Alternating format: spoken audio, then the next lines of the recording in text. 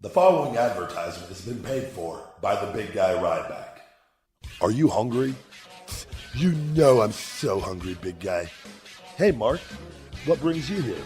So I'm just here to hang out with my all-time favorite superstar of all time.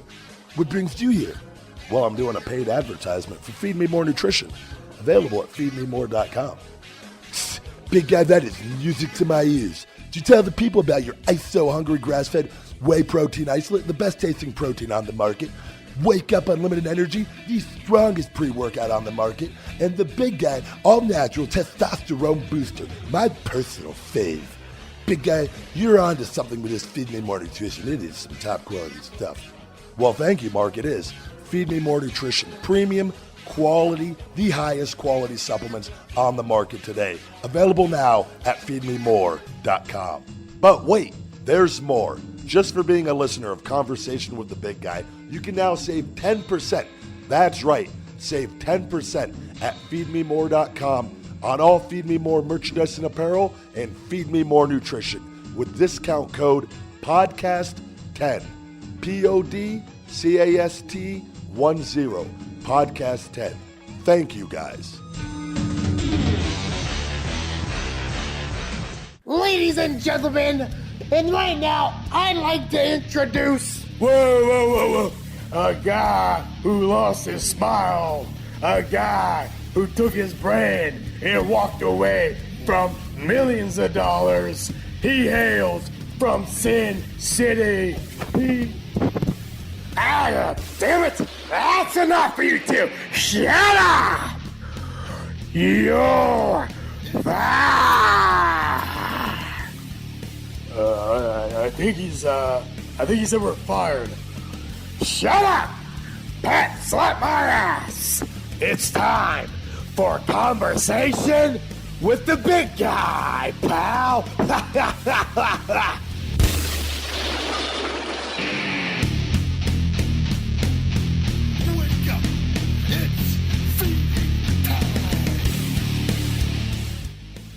Welcome to Conversation with the Big Guy. I am the Big Guy Ryback, and I'm sitting here with the one, Poppa. And we're back. Whoa, that was a very feminine Poppa. Every week I was hoping you were going to notice that. Last few weeks I've kind of like Poppa, and it's Pop and me going back. It's like The Simpsons where they do the little change every week. Oh, the couch? Yeah. I introduce you a little differently every week for every episode, and it's what I'm going to do. It's a thing now. I like it. It's a lot of pressure to keep up different things. I'm Pat Buck. We're back on another action-packed episode of Conversation with the Big Guy. But first, I think you have a couple things you'd like to mention. Absolutely. Our old plug format that we stick to. Guys, for all fan mail, please send it to the P.O. Box of the Big Guy Ryback. P.O. Box 752-740, Las Vegas, Nevada, 89136. Thank you guys for sending in all the great fan mail. I always get back to you guys. I love hearing what you have to say, your stories, and I'm always moved and touched by it. Thank you very much. Feed Me More Nutrition, now available at feedmemore.com. Also available at illpumpyouup.com. And if you live in the Las Vegas Valley, Spartan Nutrition in North Las Vegas, and I'm all bodge. It gets me every week. And Pumped Up Fitness Nutrition on Sahara and Rainbow here in the Las Vegas Valley. Also, Wake Up, It's Feeding Time, the motivational book by the Big Guy Ryback, is available now on Amazon in Kindle and paperback format. I just finished the Audible version. It's been submitted, and that will be up on Audible in the next 1 to 2 weeks. So stay tuned on my social media for that announcement when that is made available. I got my Feed Me More goal boards that are available on feedmemore.com. $19.99, a great way to teach your kids on how to set goals. So check those out on feedmemore.com. Also, Fuel Meals, the personal meal prep company of the Big Guy. You can save 10% with discount code TheBigGuy at fuelmeals.com. Upcoming shows: NEW Northeast Wrestling March Mayhem, Saturday, March 18th, 7 p.m., Port Jervis Senior High School. Tickets available at northeastwrestling.com. Friday, March 24th, BTW March of Champions, 7:30 p.m. at the Newark Pavilion in Newark, California. I'm taking on the masterpiece, Chris Masters. Body Oh, guy. wow. Oh, wow. Body guy versus body guys. Tickets available at btwrestling.com. Saturday, March 25th in Salinas, California, 7:30 p.m., BTW Pro Wrestling. I will be taking on Sin at the Salinas Pal Armory. Tickets also available at btwrestling.com. And that's it for me this week. Okay, and finally, the last day of March, Thursday, March 30th, for all you people going to WrestleMania and all you people in the Orlando area, go to WrestleCon.com. Look for the Thursday show for WrestlePro. You're going to see Colt Cabana versus Ryback. A big article came out this week. I'm sure you saw that. We'll talk about that pretty soon. Joey Ryan versus Brandy Rhodes. Cody Rhodes versus Brian Cage. I'll be wrestling a whole bunch of stuff on the card. Newly debuted friends of mine on Impact Wrestling, Mario Boker and Falaba, and Kevin Matthews will be on the show as well. But get your tickets. WrestleCon.com. Still a couple second rows available. Let's try to help old Buck pay the bills here, because this is a really expensive show out of my comfort zone. And that's all I got for me. Are you driving down the old ring truck and everything from New York to Orlando? No, that would be fucking... I've thought about that not for that, but I thought about going... I can go on the road if I want to, but we were going to start traveling, doing shows in the Boston area, and that's just too much pressure, man. I can't, I don't feel comfortable unless I have TV or it's a bought show, but I could. You know what? Good thing you brought this up, because right now we're looking for a venue in the Long Island area, and you've heard the show before. You guys know I'm a promoter of WrestlePro. I also have Creator Pro Wrestling Schools. We're looking for a new home in the Long Island area because we've outgrown our school, and we have too many people come to our shows. So if you know of a good venue or you want to host a WrestlePro or Creator Pro show, hit me up, Buck Never Stops on Twitter, or WrestlePro Online. What size venue are you looking at, so people know, capacity-wise? What would be ideal for you at this stage? It depends what people want to do. In a perfect world, I'd like something that could fit 1,000 people, 1,500 people. You're always better being a little safer than sorry, I feel like. I'd rather have a bigger venue and try to pack it in as much as you can. Yeah. If there's some space, great, rather than have to turn people away, But if it's a 500-seat venue, but don't mess. You know what sucks, though, is people go, hey, I know a great spot for wrestling. And I go, okay. And I go, do you run the place? We've had requests before. If they pay enough, we might do them.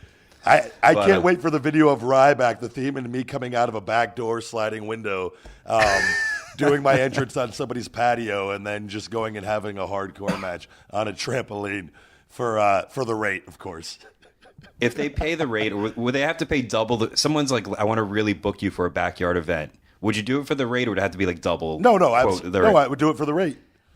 A booking is a booking. I love the fucking experience. People, I love the social media comments from fans like, "Oh my God, you're wrestling in a high school."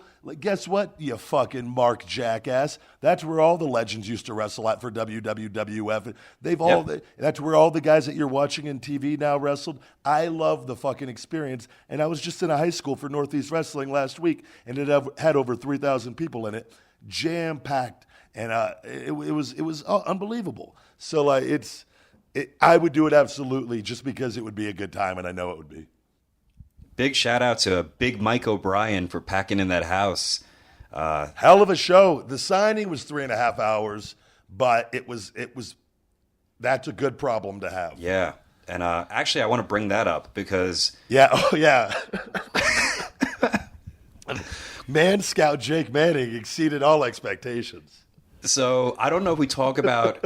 Okay, let me break this down real quick, because there are some times where we don't have the benefit, or I don't do my job well enough, and I don't know your opponent. So you asked me, who am I wrestling this weekend, and I said, you're wrestling the ManScout, and we mentioned him last episode, and I like to scout my talent the week before and watch a few matches at least. You actually give a shit. You actually want to put stuff together. So I'm like, he's a great dude. Yeah. He's been around for a while. You're gonna really like wrestling him. And we mentioned last show, his whole gimmick is that he's a grown up. He's a ManScout. He's a big. I loved him, but You went a little step further, and you said, "How can we make this match interesting?" And you came up with a storyline, and I think that's worth saying.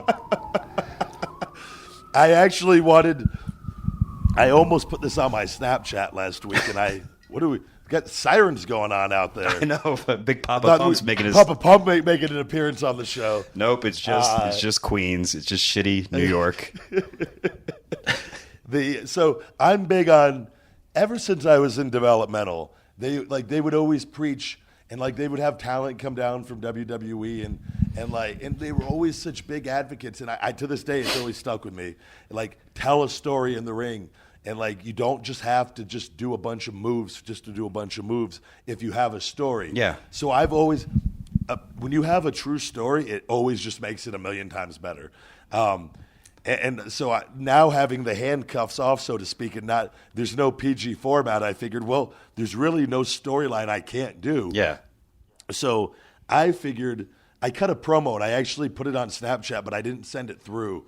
And I had a whole series of them where I was convinced that I wanted to sell the people that the ManScout Jake Manning was a real piece of shit. That he came to Las Vegas for a Boy Scout camp. He was as the camp leader, and years back, and he fucked old Ryback's mother while on vacation in Las Vegas. See, I pictured this. Not to cut you off, but setting the scene that even though I would assume ManScout Jake Manning is probably the same age as you. Maybe he's I don't know. We're all around the same age. He's in the ballpark. He's in the ballpark, but it's funny to think about almost a young kid Ryback, but he's exactly the same age back in time. Yes. But he was old enough, like maybe 17, 18, and really cocky, arrogant, Boy Scout leader, ManScout. And he's out here in Vegas. He has a few drinks in him, drinking underage. Mom's working at the casino. Yada, yada, yada, bada bing, bada boom. Wham, bam, thank you, ma'am. I find out about it years later, and sure enough, he's been on my goal board for fuck this Jake Manning guy. Can't wait to fucking, I leave WWE, and finally here's my big opportunity to make everything right in the world by whooping Jake Manning's ass, the guy who fucked my mother years ago. I misunderstood. See, I thought the storyline was you go to a meeting and your young Ryback dressed as a Boy Scout. And he's there, Jesus. And he's leading it, and all the parents are impressed. I'm okay with this story, too. And, he starts talking with your mom, and you just notice while you're, making arts and crafts that he snuck away with your mom. Yeah. And it's always been in the back of your head since, because he's always cracked jokes for the next 2 years. I'm building my little race car to drop down the little things, the little race car, while he's in there banging my mom. Oh, my God. But we laughed. We had way too hard of a laugh over that in the weekend, and we got to talk about this on the podcast. And then you said the story you wanted to tell in the match, that was funny, how to put that over to the crowd. Oh, so my way is, I do that promo on Snapchat, but you got to figure what percentage of the crowd there's actually following the Snapchat. Maybe a few, and even then, but the entire match, I'm just doing sexual things to them, the road dog pump handle slam. Hi, you like that, ManScout? Huh? Grabbing his face and eluding that. I'm hi, you like that? And and the people are just sitting terrified. What the fuck is going? But in my head, I'm telling this amazing story of getting retribution on the ManScout Jake Manning. Fuck, it was beautiful. Oh my God, storytelling at its finest. So how did it really go? You did enjoy it though. It was unbelievable. The crowd. He exceeded all expectations. We went out there. It was a shorter. It was probably an 8-minute little deal, and that's what that's what they wanted. Mm-hmm. But the crowd was really behind him. I didn't realize he never has won before. Oh, really? And, yeah. So he's a huge baby face, and the crowd. The crowd did the Feed Me More chants, and then it broke out to the CM Punk chants, then to the Goldberg chants, back to the Feed Me More chants. And then they broke out to the read your book, because he always reads the little Boy Scout guide. Oh, okay. Before, and we just improvised and did a few extra things in there. And the crowd was from beginning to end, it was. We didn't do anything spectacular, anything amazing, mm-hmm. but we listened to the crowd, and it was good. It was like he seemed to have had a good time, and he could do anything. Like, he's a really, really good wrestler. So we could have obviously gone. We could have wrestled 20 minutes and done that whole story. Yeah. And that, which I had a story for that, and but that wasn't the case. So we made it look like he was going to beat me. And at the end, when he went for his big pile driver, I hoisted him up and I got him for the shell shock, and everybody was happy. So Sweet. So great weekend. Big Mike runs a good operation. And the next day was the big event, which is a big signing in Queens. Anything from that? A lot of people at that one. A lot of people at that. That was kind of spur of the moment. We kind of threw that together. That was last couple weeks, kind of, right? Like before, or like maybe a few weeks. I wasn't promoting it until, and then, but it was good because there's people there anyways. And I've been in Queens now like 3 or 4 times since I've left. So I was a little iffy, but it was good. I was glad I stayed. It was a good little day. So whenever Big Dave Sturcio had the time of his fucking life, was the theme of that joking, you know. But I know he helped me out and tremendously, and I can't thank him enough for that. So, all right. So, how'd your week go? Anything interesting going on? Sort of. You know, I've been dealing with a little bit of that pec issue I talked about in the last podcast thing with from the old bench press. I'm okay now, but I had a match recently. I talked about this in the last podcast, but I forgot to mention this because I've been dealing with this and I kind of wanted to talk about it. So I had like a, you know, I don't know, 18, 20-minute match. Really fun crowd, easy show. Place that you're going to be on Sunday, the BBWF. And I was babyface. And towards the end, I noticed my chest was getting very tight and my arm kind of going up and down. I mean, I have full range of motion, but I just noticed that, you know, it was a little tighter than usual. So I win the match, and then I look to the crowd, and I see that... I told you this. So yeah, a lot of my guys, you know, there's a good amount of fans there, and there's also a lot of my students there that help out with the ring. A lot of them are on the show, and I trained. We have a real melting pot here at WrestlePro, or a group. You know, Spanish people, Black people, Irish people, Italian people, you name it. We have everything going on. Yeah. So, but I look to the crowd, and I kind of see everyone, and I do kind of like a. I do like a kind of like beat my chest with one hand, almost like thank you guys. And I go to raise my arm, but I don't realize that I don't raise my arm high enough. So pretty much I tap my chest with my fist, and it looks like I completely do the Hail Hitler sign to the crowd, and I just hold it out there. And I didn't realize I was doing it. And then I looked out to the crowd, and I was like, oh shit, like what do I do now? Like, how do I fix this? So then I awkwardly extend my other hand as if I'm like almost like blessing people, like thank you, because I can't raise my arm up to like be like yay. And wrestling is the greatest thing ever when these kind of things happen. Like you just because I knew that they thought that too, because I saw 2 guys that I trained that are doing very well in the independents. They were watching, and their name is Team España. And when I put my hand out there and I'm trying to raise it, but it looks like I'm saluting, they kind of gave me like a weird look, like. What the fuck? And then they saw me do that, and then they told me after. I was like, guys, I didn't mean to do that. I couldn't raise, and it's on YouTube somewhere if people want to see the match. But I would love to check that out. That reminds me of the days when we used to. I don't think we've ever talked about this. We used to come up with situations for Skip Sheffield of just fucking himself up, because just a big dummy, but like just everybody loves him, and. But he's always getting himself into shit situations, and I remember we talked about him coming out on a horse for for no reason. For no reason, and the horse just going out of control and like. Well, this was this was big. This was Skip Sheffield cowboy version. Yeah, big hat, big vest, corn-fed meathead. We would vox each other, text each other long ass scenarios of Skip Sheffield just doing like getting shot out of a cannon for like just stupid like Super Dave type shit, but like. He's just a go-lucky, happy, big, muscled-up fucking corn-fed meathead jackass. And but I remember you used to do what was for the comeback for when I broke my ankle. We were discussing different characters. I wanted just to come back as Ryback, but WWE, of course, they flew me up to Stanford, and like I had to type up like 10 different names, and like, but we always joked Adolf Sheffield. That was yours in the arena feeling. They're gonna get the wrong idea on this show. Jesus Christ! No, it's it was all. It's two buddies joking around. Just kidding around. Yeah. Yeah, like everybody, if you have a friend and you sit there and you talk and you bullshit, and that's what we're sharing right here. But I used to laugh hard as could be over coming up with these fake scenarios. We also came up with Max Trouble. I don't remember. You remember Max Trouble? Max Trouble was your alter ego, I believe, correct? Yeah, he's I came up with a former stuntman, not like a Dave Osborne type, like a movie stuntman that just never made it big. A little bit older, smokes a lot of cigars. Wears a lot of brown.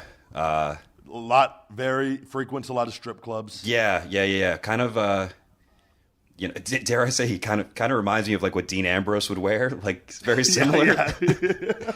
I feel like Dean. But by the way, speaking of Dean Ambrose, God bless my mother. As we know, we've talked about it. I have an apartment suite attached to the house, and she lives in that portion of it. But this week, she was watching the dogs while I was gone. And I come home. She goes, "Oh, hey, Ryan, I got you a magazine I found. It's like the Las Vegas Weekly 7, it's called. Okay. I've been in it before for WWE. Yeah. When I had the IC title. And she goes, I thought you might want to see this, blah, blah, blah. And they're on the cover. It's Dean Ambrose and Renee Young. And it just says WWE's Power Couple. And it's like a 10-page, like, great piece on them, like, but I was just thinking, like, why would I want to see this, Mom? Like I don't like, but it was cool. I looked through it and like, congratulations to them and whatnot. But like, I was just like, thanks, Mom. Why would I want to see? Yeah, thanks. Cool. Like I try not to think about this stuff as much as possible, you know. So, but congratulations to them because they're both actually really good people. So great. But I had speaking of past episodes though. And this injury, I went back to my first massage parlor. Oh no! Yeah, I haven't been to those in years. I just stopped cold turkey and I've never had the urge. I got the only reason why I got the urge is because You're hurt. My pec, and then like noticing stuff with my shoulder. I'm like, let me get a fucking massage. And I live by like legit. There's 10 of them within 3-minute walk from me. I'm surrounded by everything. Wait, are these the legit ones or are these the shady ones? It's hard to tell what's right, what's wrong. So like literally, like they're in broad daylight, and like my wife found this place. So like, and her friends like have gone there before too. Hell of a wife. Right. So, well, here's the story because I don't think I'll ever go again. She's in the other room, and yeah, it's like. So I go to one the other, and I tell her too. Like I went to the gym, and I was like, "Hey, I'm like, I need to figure out something. Let me." And because the massage was so bad, I actually went to a chiropractor, which I never really went to before, and now I'm gonna go to one every week, I think. Okay. So I go to this massage parlor. It's across the street. It's called Uka Relax, and it's right above a. Sounds right down my alley. It's right above a Greek restaurant. I'm like, okay, this seems all right.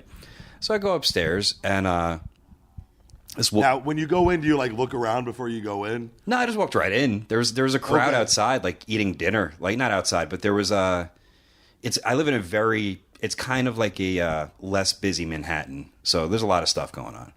So I go in. Back in the day, years ago, I used to have to scout it out and be like, take a look around. And then I would, when I remember with the old ankle injury on the crutches, I would have to time it really well because in Tampa, those places it's obvious what the places are. And I used to like have to crutch myself in there. It took a minute. So I'd have to really make sure no cars were coming because I felt like I always felt conscious of that because I knew what I was going there for. That was part of the rush, though, wasn't it? It was that was a whole other. It was you experienced that as well. Yeah. And then after you do it, like, I'm over it. Yeah. I'm done.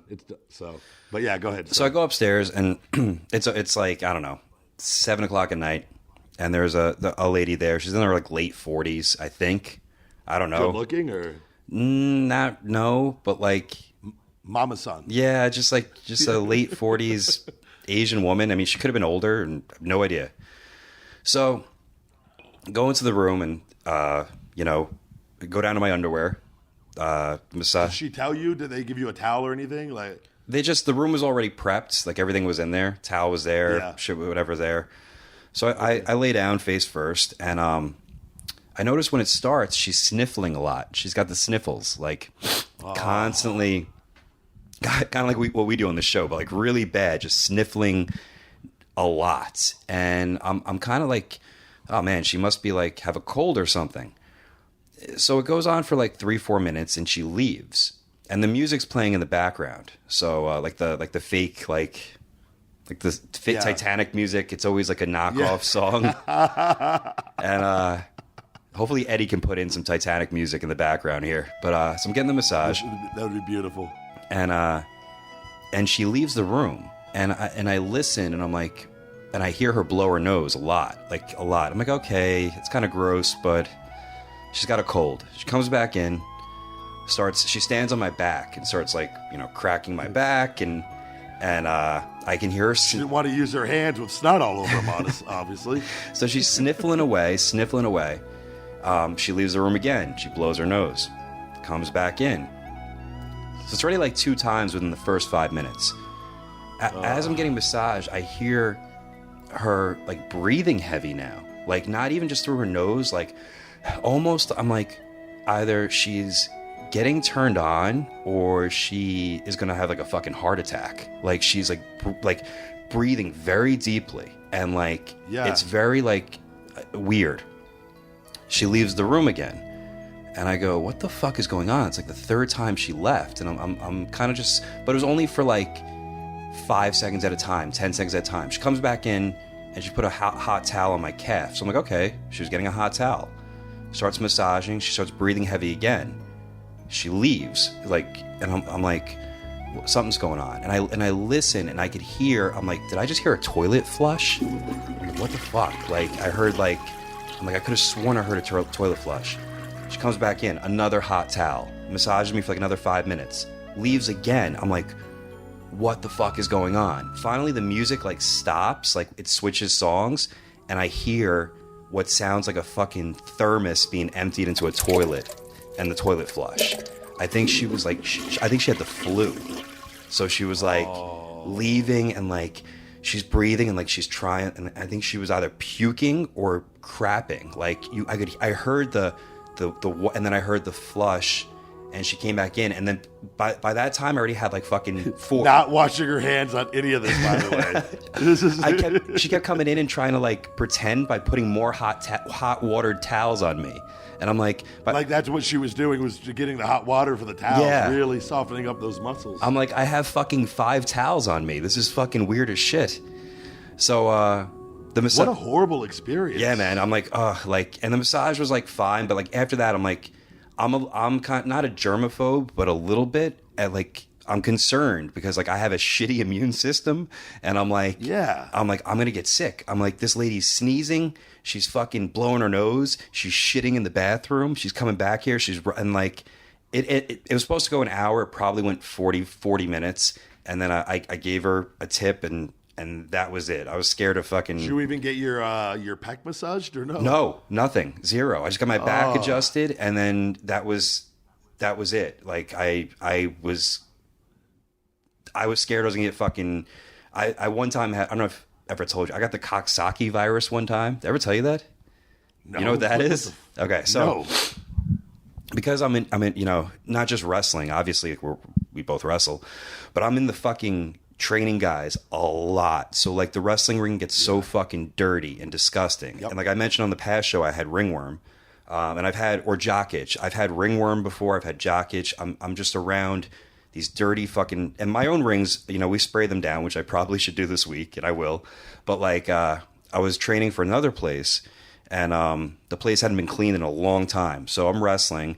And then when I left practice, after I coached a session, I looked down at my finger, and I had a spider bite. It looked like it was really itchy, and I was like, "What?" Really? I was like, "What the fuck is this?" So, I was like, "Okay, maybe I got bit by a spider." The next day, I wake up and I have two spider bites on my finger, or like 2 dots. I'm like, "This is really weird." Within 8 hours, all of my hands were covered with like little ulcers all over my hands.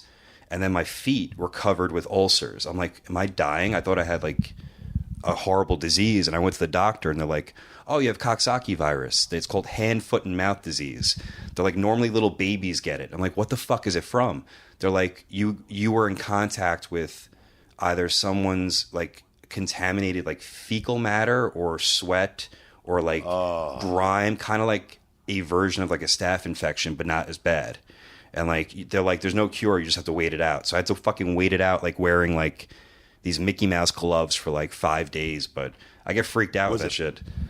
Was it painful at all or no? They were just painful things. Like you get like, it's almost like chicken pox in your hands, your feet, and like a little in your mouth as well, like going down your throat for no reason. Yeah. From someone not washing their hands if they take a dump, and someone wrestling in the ring, and that's how I got it. I'm pretty sure that's how I got it. We're gonna talk about that tonight a little bit, gym etiquette, and that's our when we get to that portion of the show a little later. We have some rules for common gym etiquette and whatnot. We can go elaborate on that a little more. Yeah, it's but I've had the staph infection in my knee before, and it sucked. It was as painful as anything I've ever dealt with, and that's why I was asking if it was painful, because that stuff is no joke. But I was going to talk to you this week. Everything going on my end. Poor little Secret has been so sad. Kashira. Yeah.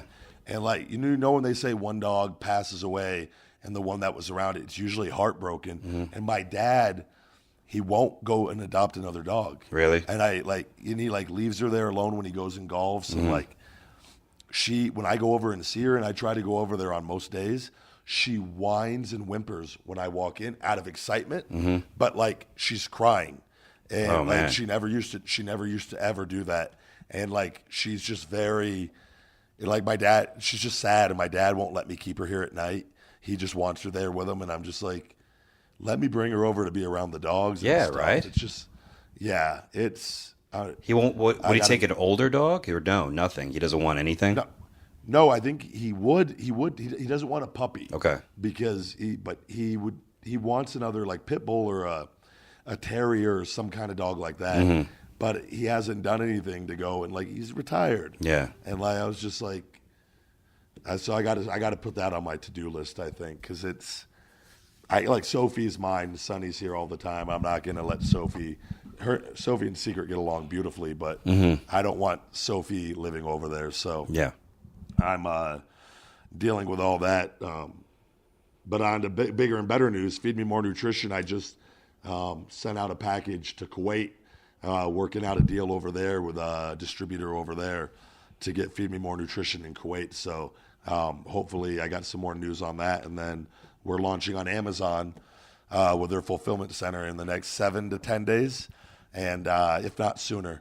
And that's all being done right now. That's awesome. I got it. That's big for me. That's and then the Fat Burner Shell Shock Extreme Fat Burner. We just started that, and that is now gone into production in the beginning stages. And I'm looking at, I believe, 8 to 10 weeks for Shell Shock Extreme Fat Burner.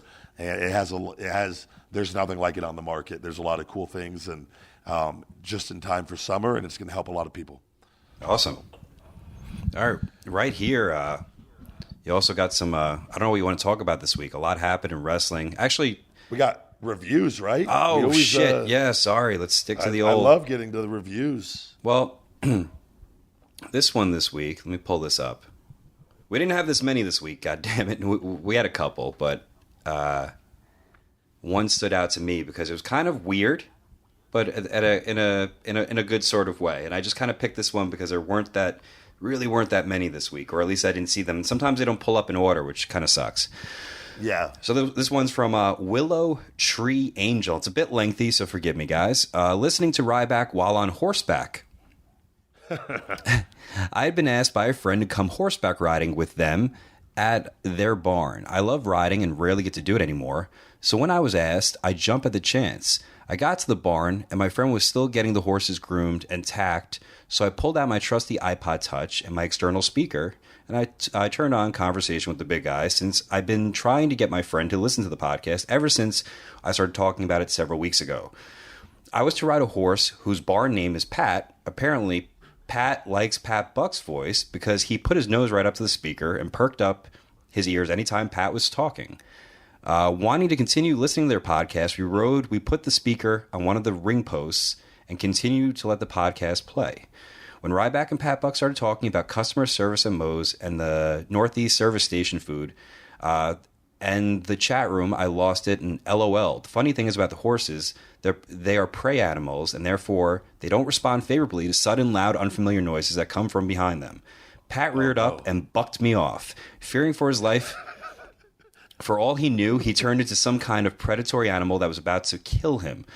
I have and always wear a protective vest and a helmet whenever I go horseback riding because much like in wrestling, anything can happen to anyone anytime. Horses do not speak or understand English, so even though I hit the ground hard, that part of me took the part of me that took the biggest hit was my pride. This is incredible. You have me at the edge of my seat listening to this. Anyway, I just thought the two of you would like to know that my best friend is now hooked on your podcast and is making her way through your older podcasts, and you have at least one really big fan, Pat, the horse, who weighs around 1,250 pounds of the equine species, or at least Pat Buck does? Wait, Pat the horse weighs around of the equine species, or at least Pat... Oh, the horse is a big fan of mine. So I picked Willow Tree Angel as the winner this week for all right. For that. I don't. That's a hell of a review. I mean, yeah, very interesting, but a very very good review. I guess we have fans at horseback, right? You can give the pre-workout to the horse. Oh, jeez. Yeah, this week. What's the guy's name? Willow Tree Angel. I'm thinking that's a female, but if it's not, yeah, I don't know. I don't know. Well, please send a screenshot of your iTunes ID name, and yes. Along to the email, thebigguy@feedmemore.com, and you get your choice of supplement: the Wake Up Unlimited Energy, ISO Hungry Protein, or if you're a man, the Big Guy All Natural Testosterone Booster, and a free Feed Me More Nutrition Shaker bottle. Or we can go ahead and do a free new Feed Me More Nutrition Shaker bottle and 2 El Pollo Loco gift cards for $10, which, by the way, their earnings call was today, as I was telling you. Are you a millionaire now? I might have to be using these gift cards to eat for a while. Guys, I'm going to plead with you again. El Pollo Loco, we're going to start putting free plugs for them in commercial format for free since they don't want to pay for advertising, which blows my mind. I love them. I love their food. But they are really, really, really starting to piss the big guy off. The last year and a half on their earnings call, they have not met their requirements or what they were anticipated. Like they were anticipated to hit 13 cents per share this week, and they did 12 at their earnings call. They've just not. I had to write a letter to corporate, and I want to know what their future plans are. They're opening more and more stores. Their growth, they're making money. They're doing certain things right, but I have a big problem. I think they're not advertising enough. And have you ever seen an El Pollo Loco commercial? No, they don't have them in my area. They have them everywhere out here, and I've never once seen an El Pollo Loco commercial or anything of that nature, and I've never seen anything of the sort, and it's really starting to, as I'm heavily invested in them. And you've offered to be what Macho Man was to the Slim Jim for El Pollo Loco, but they've just fallen on deaf ears. I'm very, very strict with the Feed Me More catchphrase, and that is the one place I would latch on to for Feed Me More and do commercials and do everything, and it would fucking help. And they, for whatever reason, and obviously I care a lot because I'm heavily invested, but I love their food. It's my favorite place. So I just want to see them succeed, and I'll do whatever it takes. So guys, go buy a Pollo Loco every day, or tell your family members or friends, and let's try to get this place turned around. All right. What are you drinking tonight? I'm still same old Tito's vodka with lemon juice, and it is a raspberry seltzer. Like club soda type deal? Yeah. Yeah. Which I didn't know. I looked into what you said because I never liked tonic anyway, but I assume tonic, I think it's a pretty good health tip because I know a lot of people that when they go out, they order vodka tonics thinking that, it's low calorie, but you were right. I looked up tonic water. It's all sugar. Like all sugar, man. I was blown away. It's like soda with no taste. Just sugar. Yeah. It's sugar water. Tastes like shit. Carbonated sugar water is all that it is. So gross. I'm obsessed with looking and learning about nutrition stuff, and a lot of people do things and not know, like, and wonder why. It's like those meals. We were eating certain meals for a while, and the fat content on them changed. And like, I'm like, are you noticing? Like, I'm getting a little side fat, and like, you were like, yeah, me too. And we were just like, Well, even more so. At one point, let's just say that we were both participating in a meal service, and my wife Lauren was eating them as well. And it's like the fat-free yogurt on Seinfeld with Newman. Yeah. Another round of yogurt for me and my friends. That's for a second. And like these are pretty big portions, and she doesn't really know. She doesn't know. She knows a little bit, but she still gets confused with nutrition labels. It's kind of new to her. Yeah. And like she would eat the whole serving of a particular type of chili, let's just say, and she's like, I've put on like 5 pounds. Yeah. And I'm like, one, you ate the whole fucking thing. That's impressive. But two, like, holy shit. Like, she had to cut back a little bit. Those particular meals had high protein, super high carbs, and the fats went from like being super low to super high. And we didn't, and like, I always assumed they were always the same, and they weren't. And, I was eating them left and right because I thought they were low fat, high carb. And when I was doing my high carb, and I was like, why the fuck? Like, I know like nothing changes sometimes in my routine.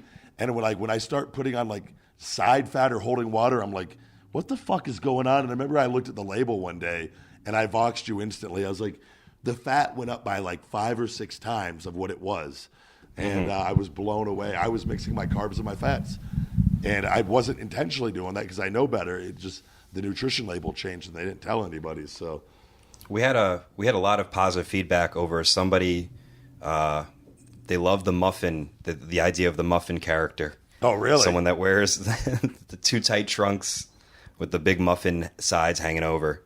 I just got a picture couple somebody in a tweets on that. singlet with a muffin, like on the singlet airbrushed on, and the Muffin Man. And like sweet Poppy Sanchez in FCW, Florida Championship Wrestling. Oh my God, that was You the worst wanted the persona. candy, I give you the candy. And like he came out WWE, he was Black Pain before, right? Yeah, so Like a killer there was character, a guy, like a badass, like monster character. So there was a guy in FCW at one point, big dude, and menacing guy from Puerto Rico, I believe. Yeah.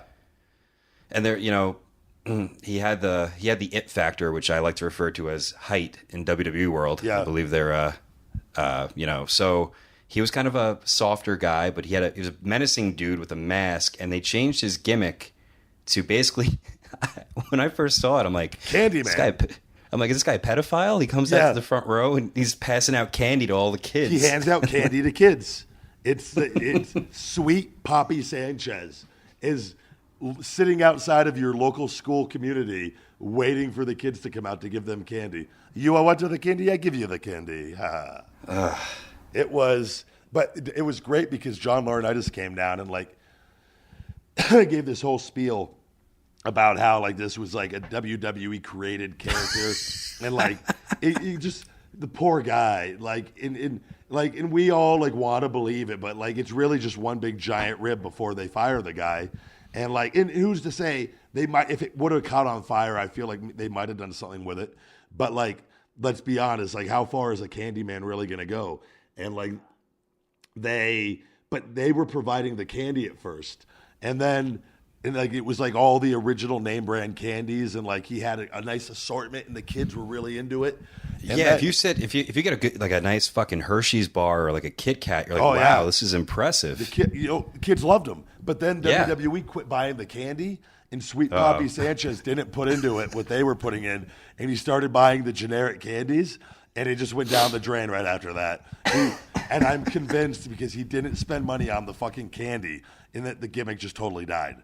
And like the kids were like, ugh, what? Just this clear plastic wrapper with a cracked like sucker, like all broken up. It's like the candy that all of our grandmothers would have, like those like little strawberry things. He's just handing out jelly beans out of the bag just to kids with his sweaty hands, and it's just like, oh man.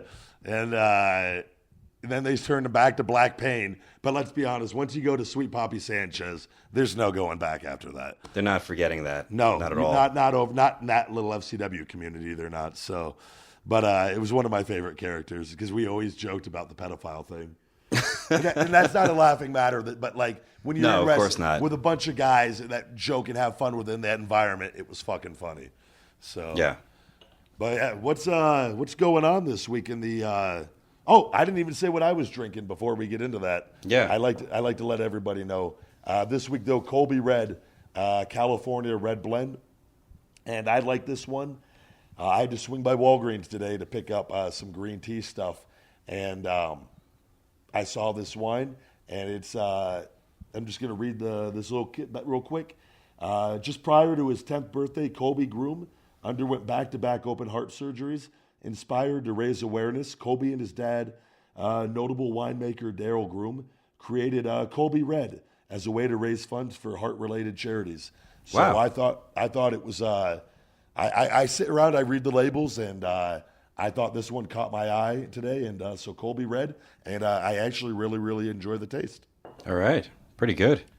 With that, though, I think maybe let's take a quick break right here. We'll do a little bit of plugging and get back right after that?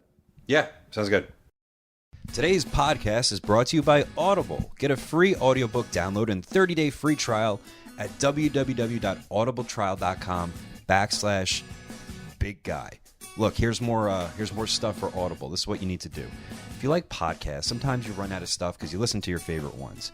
So what me and the big guy like to do, we read books, but we read them by listening to them while we drive in our cars or if we work out or we're just going around the house. So by going to this, keeps the podcast going, gives us some credibility, and will enhance your brain. So go to audibletrial.com/bigguy so we get the credit. Over 180,000 titles to choose from on your iPhone, Android, Kindle, MP3 player. I know Big Guy's got a book coming out soon. You might want to check that out. There's all sorts of wrestling stuff there. I listened to Daniel Bryan's book on tape. That was pretty good. But do it again. audibletrial.com/bigguy. Yeah, sorry. I can't. Maybe I need to read more. Teach Pat Buck how to do a live read for podcast book. Somebody write that. In addition to that, I have something serious to ask you guys. Not that serious, but it would really, really, really help us out. Go to podcast.study. And what that is they're doing a little survey to see, taking a survey here. They want to see what our listeners like and helps us with the advertising, whatever it is. So if you go to podcast.study, look, it'll take 2 minutes of your time. Give me a screenshot. You can hit me up on Twitter. I will answer you. Direct link, show me. Buck never stops. Write it to me. I'll give you a shout out on the podcast, or I'll give you a free hug when I see you. But podcast.study helps the algorithm. Algorithm. I'm not. I can do this. I can do this. Focus. Podcast.study. Help us out. Enjoy the show. And we're back. And we're back again. I was going to say that I told you during the break that I don't think you noticed one of your tweets caught fire. Got a good enough reaction where someone wrote an article, and you had no idea about this, right? No, you just mentioned it to me, and I thought I sent out a tweet joking about my match with Colt Cabana at WrestlePro with a CM Punk on a pole action figure match, and I thought it was clear as day that was a joke. But obviously, some people, I guess, thought this was real. Yeah, so on Uprocks, which is a pretty popular website, it says Ryback and Colt Cabana will face off in a CM Punk themed match. Now, I didn't know about this either, but Lauren read it, and I'm like, what are you reading? She's like, oh, they wrote about you and Ryan. I'm like, what the fuck are you talking about? And it says, Ryback and CM Punk very famously have a long-running real-life feud filled with bad blood. If you believe everything you read anyway, it's clear that the two are far from best pals, but Ryback has positive things to say about Punk as of late. Another wrestler has a long and at times complicated relationship with Punk is Cabana. Punk's possibly former but still current best friend. Rumors swirl that they were on the outs last year. If Cabana Are they back in? palled Are they around- friends again or no? Sorry to I cut you off. don't think so. Yeah. Cabana palled around with some WWE employees after he and Punk got sued by WWE's doctors. It's all hearsay, but it's reason why it's on the internet. The point is that Ryback and Cabana are both people Punk has said to be on the outs with, and now Ryback is on the indies, and it's about high time someone made some money off this cheeky connection. Well, whoever is booking WrestlePro in Rahway, New Jersey is a goddamn genius, because he not only has he booked Ryback and Cabana in a match against each other, said match will involve a one-of-a-kind stipulation, and it's just way too good. Now, this is what made me laugh even more than anything, is that the image they used, we have to say this here. You and Cody kind of have this thing with posters. Should we say that? Oh, no, that's fine. Yeah, I know where I should be on a poster, and it's not on the second row. So, and sometimes it's by design, and sometimes it's not by design. Mark Carino does a terrific job designing these posters, if you want anything. Not his latest And, one. The latest one, he fucking sucked. But you changed it, and you put me in your spot, and you're giants. You're bigger than everybody Absolutely. above. I'm the big That's- guy. You can't call yourself the big guy and then be a little guy on the poster.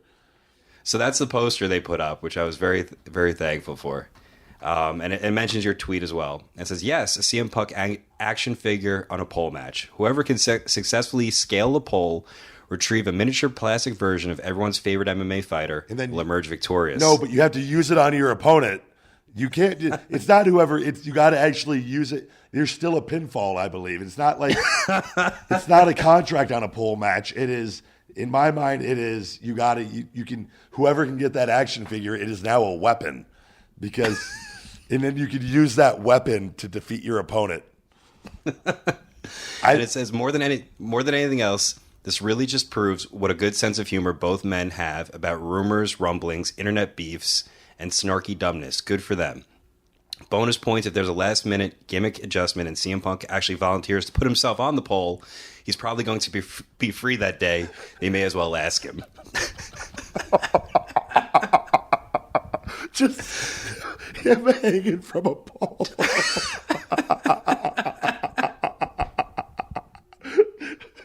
Just so many things. So that I got a kick out of that, and it was funny that I think he really did believe it was a thing from Bill Handstock, but that was a really entertaining article. So much so that I have a very healthy relationship with Mike Johnson from PW Insider, a very good friend of mine, and he called me to compliment me on the idea, and I'm like, Mike, he's just kidding around. This is Like, I'm it's just- very creative, and it was a fucking joke. But God, I thought in my head it was so ridiculous. I thought everybody would understand it was a joke. But I guess nowadays you can't unless you got to tell them this is a joke. Laugh. Man, but I thought you'd appreciate that. So what else we have going on this week? Congratulations on your big title win against Wait, what? I was going to say congratulations on winning the Universal title against Kevin Owens in record time. Oh man, yeah, that I watched that on my WWE Network that they refused to cancel for me because Vince, God damn it, let him watch. The guy needs to watch. He'll miss us eventually. Yeah, I watched the whole pay-per-view or the majority of it, and they do what they do. I have nothing bad to say. I don't want to it's whatever. I don't want to.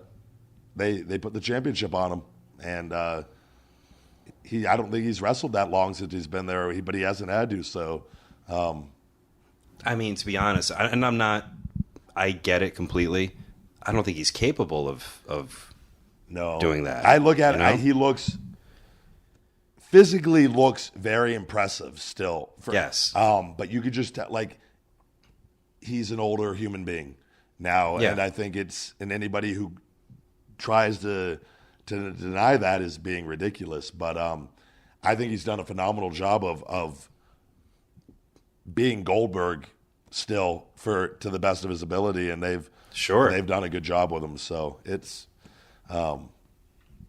I would be lying if it like I'm happy for him and all that and everything going on to go back and have that opportunity. But it just there's part of me still that looks at that and is like, come on, guys. Like, is part of this because of me? Because I left and like.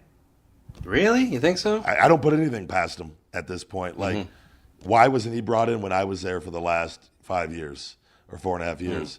When that was the match that would have made absolute sense. So, why is that? I mean, not for nothing. Why is this happening now? I don't know. That's why I'm raising that point because I left and people like it is. I really think it's all a game. People don't. You have you're a billionaire. It's a game.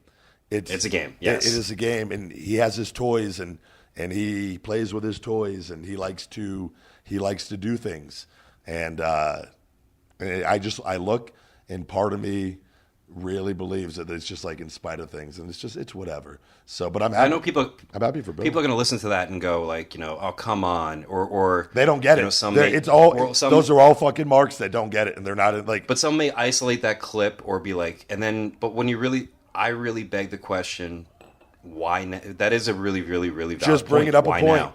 Raising a question, just like I did with that blog when I left WWE about the question of equal pay.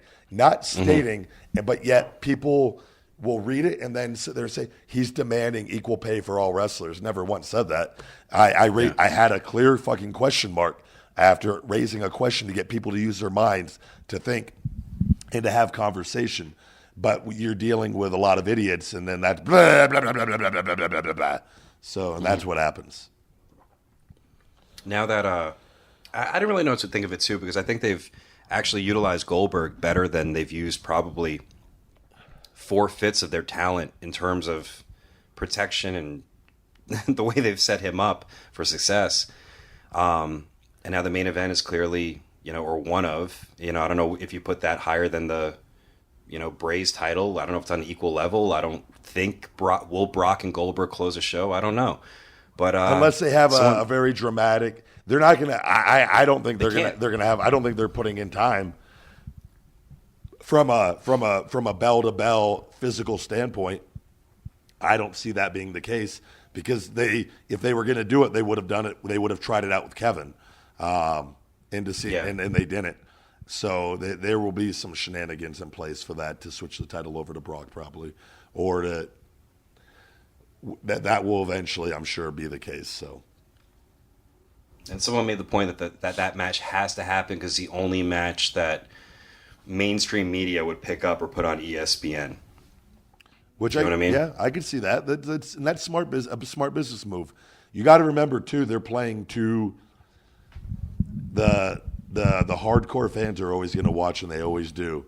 And then they just bitch and complain all the time, but they always watch. But they are trying to appeal to the masses on that. So good for them. That's what they do. That's what they should be doing all the time on things, and they don't always do that. So but it's his world. It's cool. I'm happy for him. And, another one of the books. So what else from this week?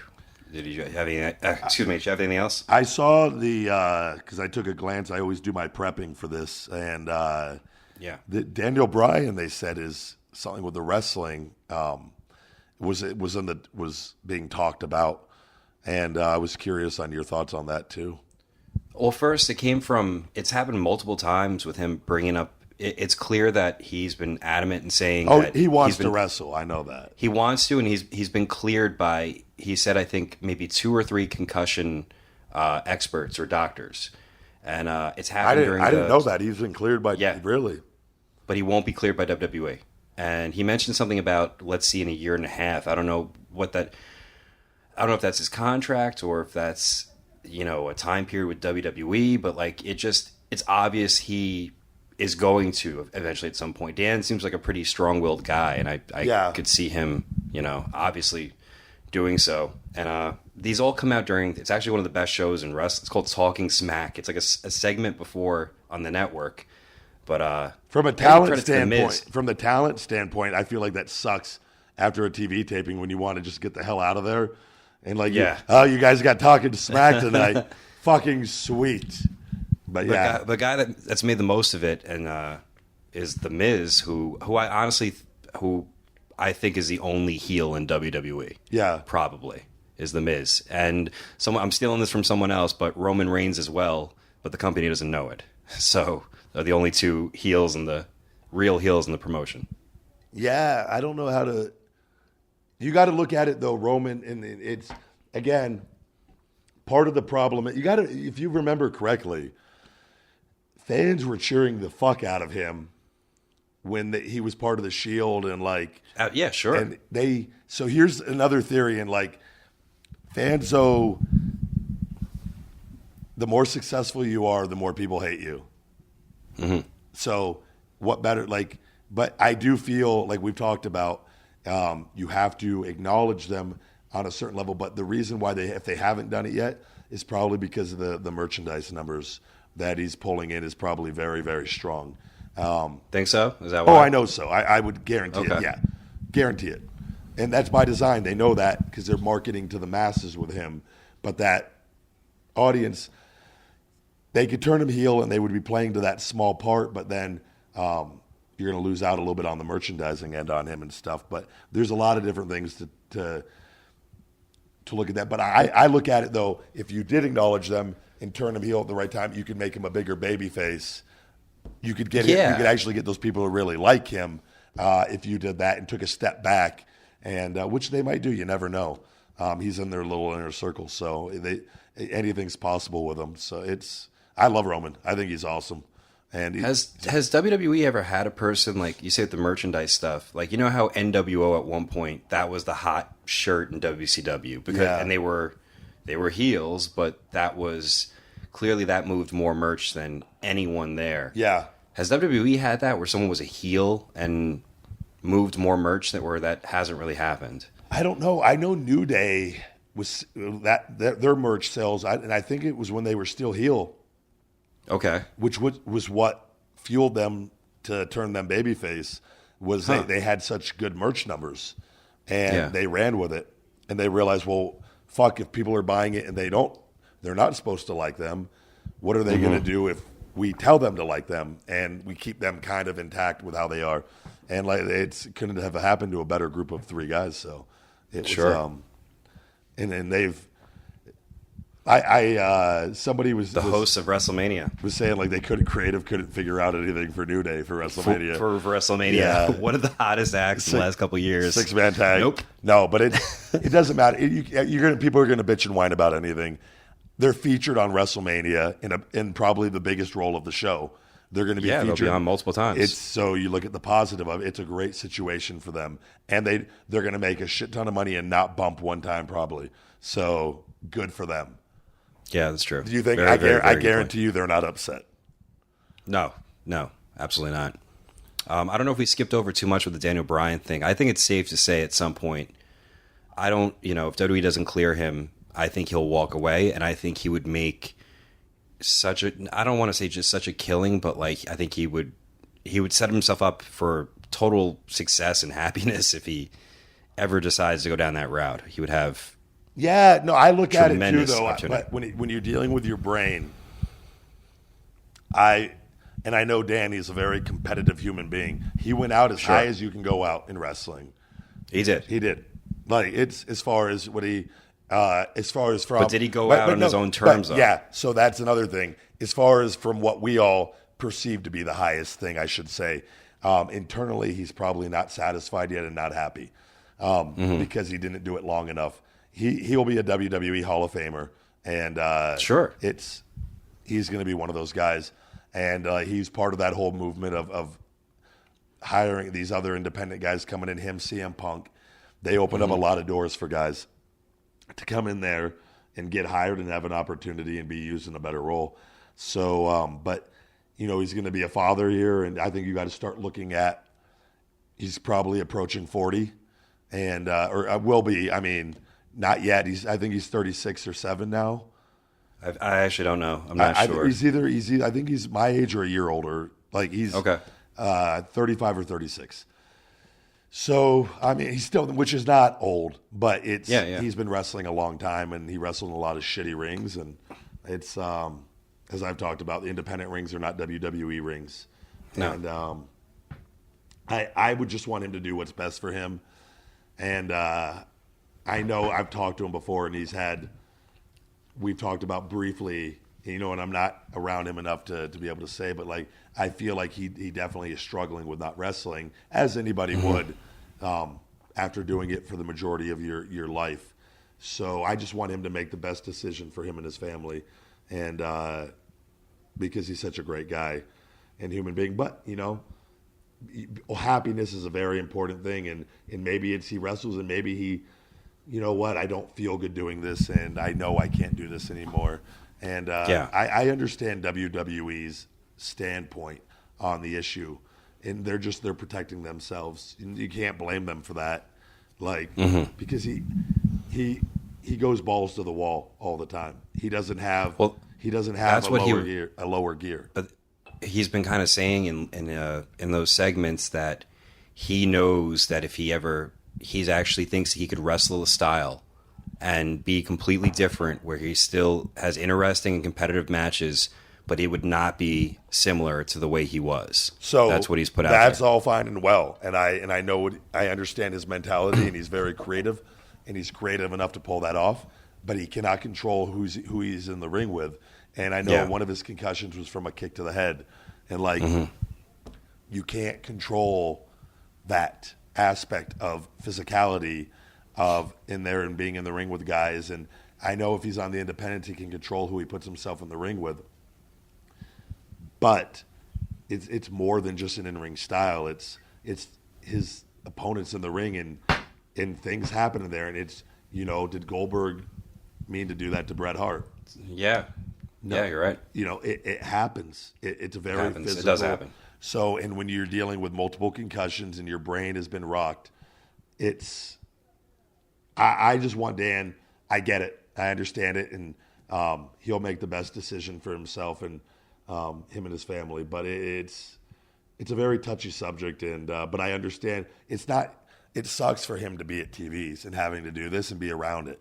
I know that for a fact. Like, he has. That's not him, man. He never wants to be in wrestling to be a talker or on-air personality. To read the lines that a writer writes for him. Yeah. And to go out, that's because that's what he's doing.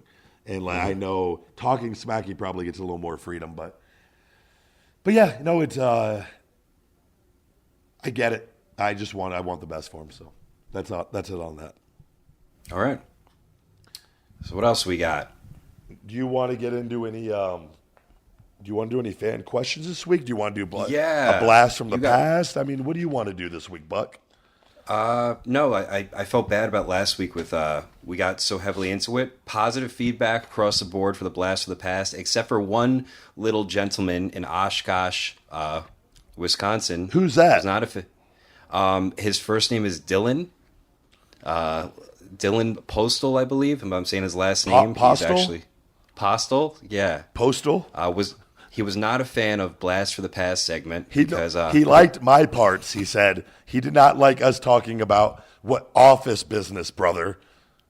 Oh, because we're not office, so we couldn't. You guys are in office. You shouldn't be talking about the matches. That was his exact message on Voxer to me. That exact noise too. I think he's like, I like the podcast, but not a fan of this part. But I appreciate his. Which makes me want to do Blast from the Past every week now. So for this week, yeah. So what do you got for questions?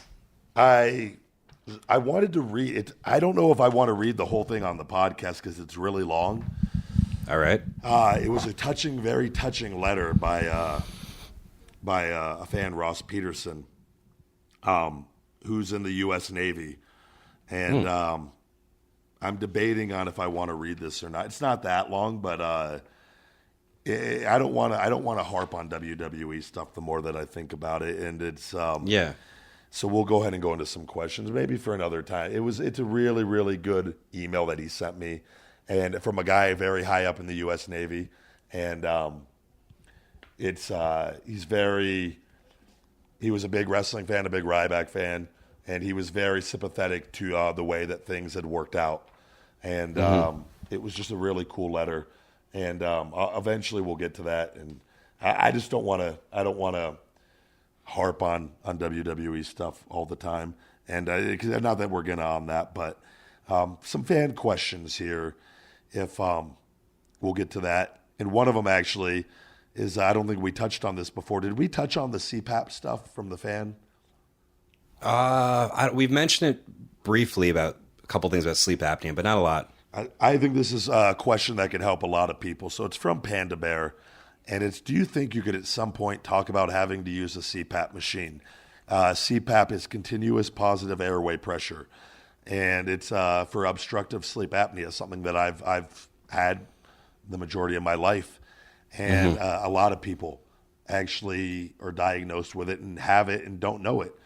It's where you sleep at night, but you like, so the larger your neck is typically, and it could be from a nose obstruction, but it's typically in the throat. And for me, I do the neck machine every week, and I have a larger neck. My neck muscles relax when I sleep, and those muscles close up my airway. So if I don't sleep with a CPAP machine, I wake up without waking up. I'm not like my brain isn't getting enough oxygen essentially throughout the night. And what happens is I'll wake up to pee. If I don't sleep with my CPAP mask, I'll wake up sometimes 8 times a night to piss.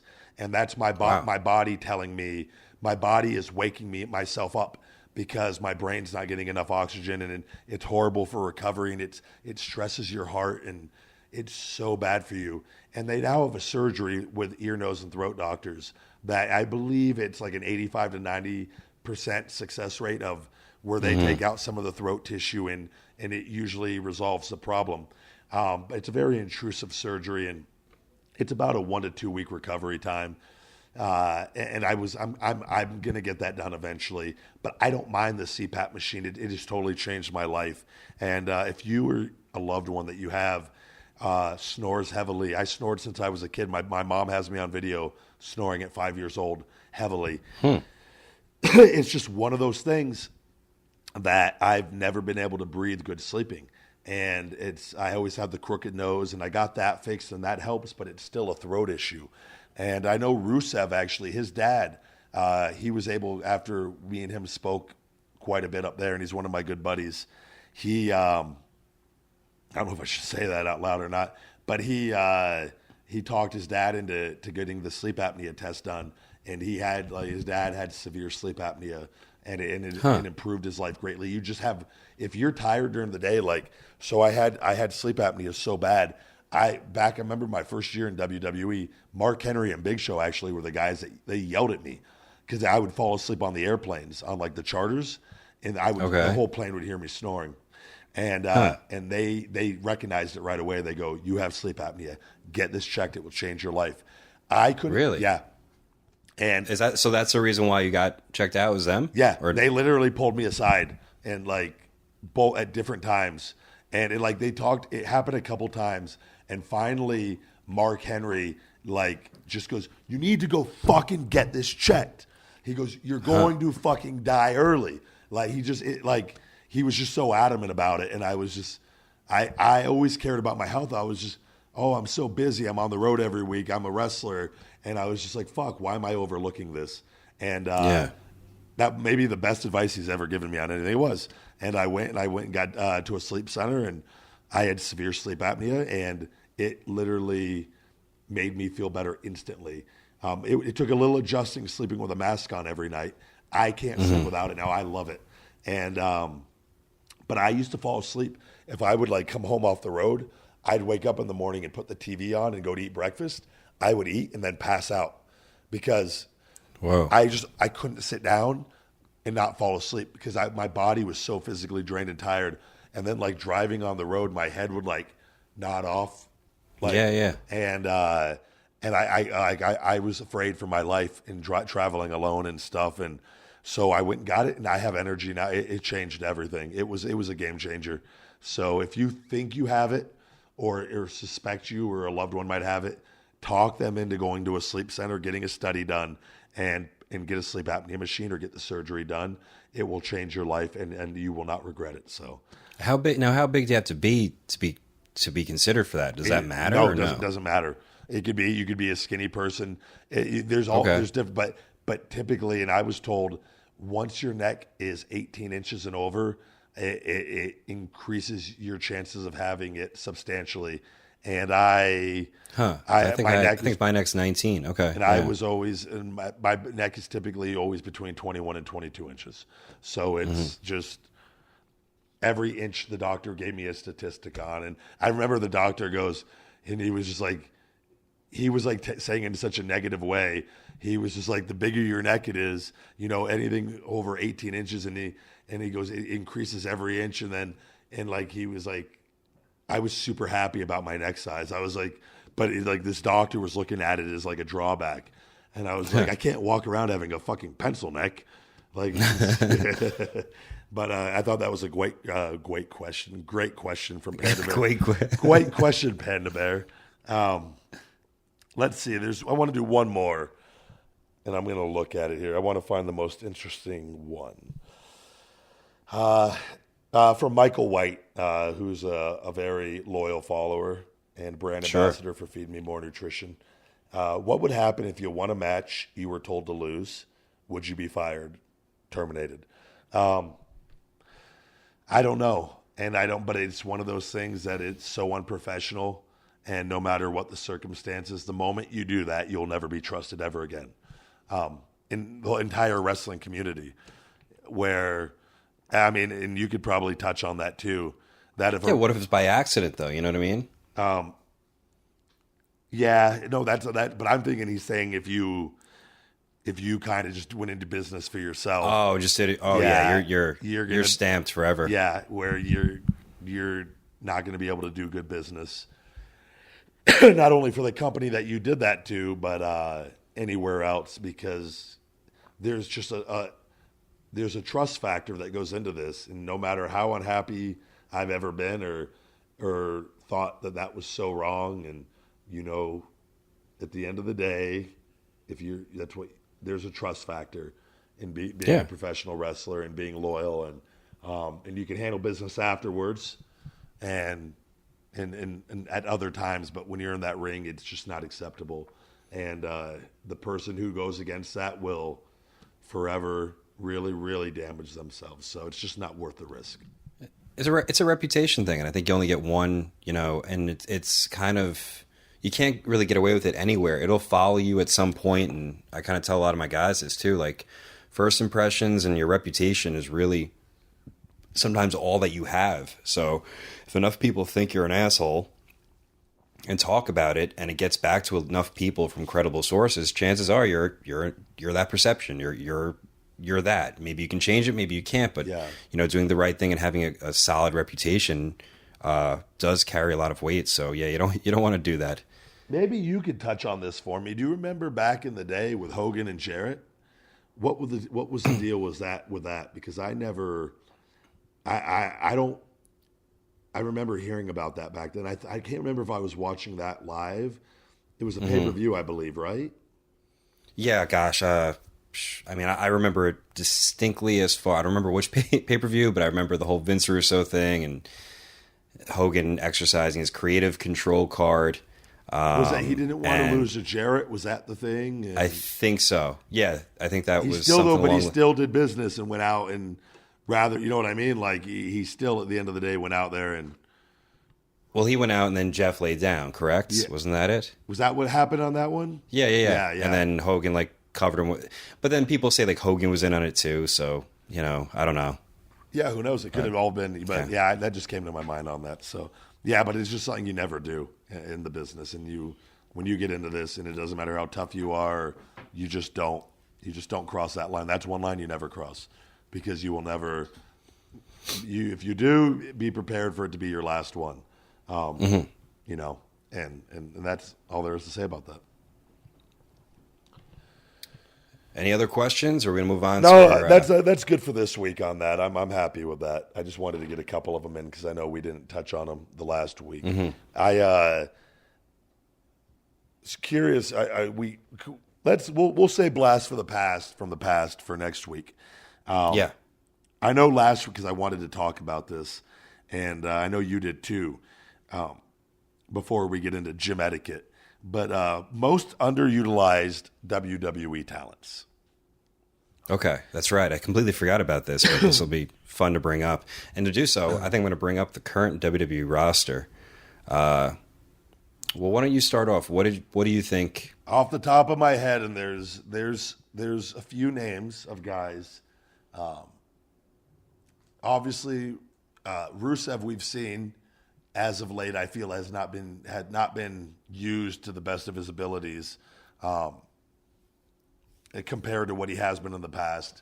And It's very hot, cold. Which is a lot of guys, but he's a great heel for them and generates great heat, and I feel like he should always be protected to a degree and always figured in to a degree. Doesn't have to always be the champion, but they have a really bad habit of just doing stupid things. And Curtis Axel's one guy. The only guy I could think of off the top of my head who's not on TV, like at all. Like at all, right? Yeah. I know he's on live events, but I never see him on TV, and I don't know what it is. And there's always been something against him from giving him that name, Michael McGillicuddy, and never letting him use the Hennig name. And it just sucks. He's like one of the nicest guys up there, and he's respected by everybody, and he's beyond talented. He's one of my great friends, the guys that I really, really genuinely like. And he's a father to three amazing boys and a husband, and he's a good human being. And I don't know what he's given them pitch after pitch after pitch, and I don't know if it goes back to Mr. Perfect and something that he might have done. I know he was a big ribber, and if they're just pissed off and that's their way of getting back by not letting. I mean, he's not. He should be on TV every week in some capacity, and they don't It's just they give him silly things, and I don't even know what brand he's on. Is he a he's Raw or he's SmackDown? a Raw guy, I believe. Okay, and it's just I'm literally looking at the entire roster. He might be the only guy who's not really on TV. I think Goldust is kind of healing from an injury, but I mean, I can't find anyone else. Goldust has had a hell of a career. Goldust is at the end of his career. Axel has been his best years for years now, and they've just I've always just been really sympathetic with him because he's such a good dude and just a good human being. And I really wish they would let him go in the ring and do, because I've heard it from him before, the heartfelt, real promo about his father. And adopting the Hennig name and being Joe Hennig, it would generate. They would make more money instantly letting him do that and just being that and being on TV every week. Whether they use him in a great capacity or not, they would make more money off of him that way and allow him to make more money. But they're just so hell bent on not letting him do that, and it's just he's a good soldier. He'll never speak up and say anything bad, and but I will, and I just think they need to do something with him. And sucks, but he's one of the guys I notice he's not on TV hardly ever. So he's not hurt or anything. I mean, no, he's never hurt. He's always there. I mean, I think he had a little ankle injury during our Ryback thing when I left for my groin injury that he addressed. Other than that, he's there every week, week in and week out, and he's a great worker and a great talent, and I always used to come up with things for him. I'd call him the Axeman, which is where that, and then his finisher was the Axe Hole. Just but it makes sense, but they don't do anything with it. So it's hopefully he gets a little more TV time in the near future. And but who's a guy you think is underutilized? I'm curious. I'm looking at the roster, and I'm trying to scroll through of people that, the Spirit Squad's on the roster, and they're not even signed with the company. That's kind of interesting. Yeah, they're not. I had no idea that they were on the roster. I just thought they came back for. I thought that was just a temporary thing. It was, and they're not. Mondo was he trains at Creative Pro with us. He helps teach a lot. Oh, really? But he's on the roster, but he's not there. Maybe they just haven't updated it, and I don't know. I'm looking through. I'm trying to think. Who else comes to mind for you while I gather kind of through? You had Rusev. Cesaro, Dolph Ziggler, and Luke Harper are three they're figured in as far as being on TV, who I think can be used in better roles. And then they never really they're hot and cold often, like a lot of guys are, but they're just three extraordinary talents. And not to say that. And people might say, well, they're not, great promo guys, or they're not this, or they're not that. And, like, how do you know? I think they all are. I think it's just a matter of them. What's a great promo guy? It's just going out there and reading the lines they give you anyways. It's the same for, honestly, that's all it is for everybody. And a lot of guys that don't start off necessarily strong at promos, like it's kind of an acquired skill that you have to be put on the spot with over time. I don't think Seth Rollins was ever considered a great promo guy. But he was put in a role where you adapt to it. And but that you give guys an opportunity. That letter that the guy wrote, that kind of dealt with that, where he was so discouraged being in the position that he's in and his work ethic and in what they believe in, and seeing how WWE is run, how they don't allow the guys to go out there and succeed. It's what the corporate office wants, and it throws away everything everyone's doing, and it doesn't. And it's a really discouraging.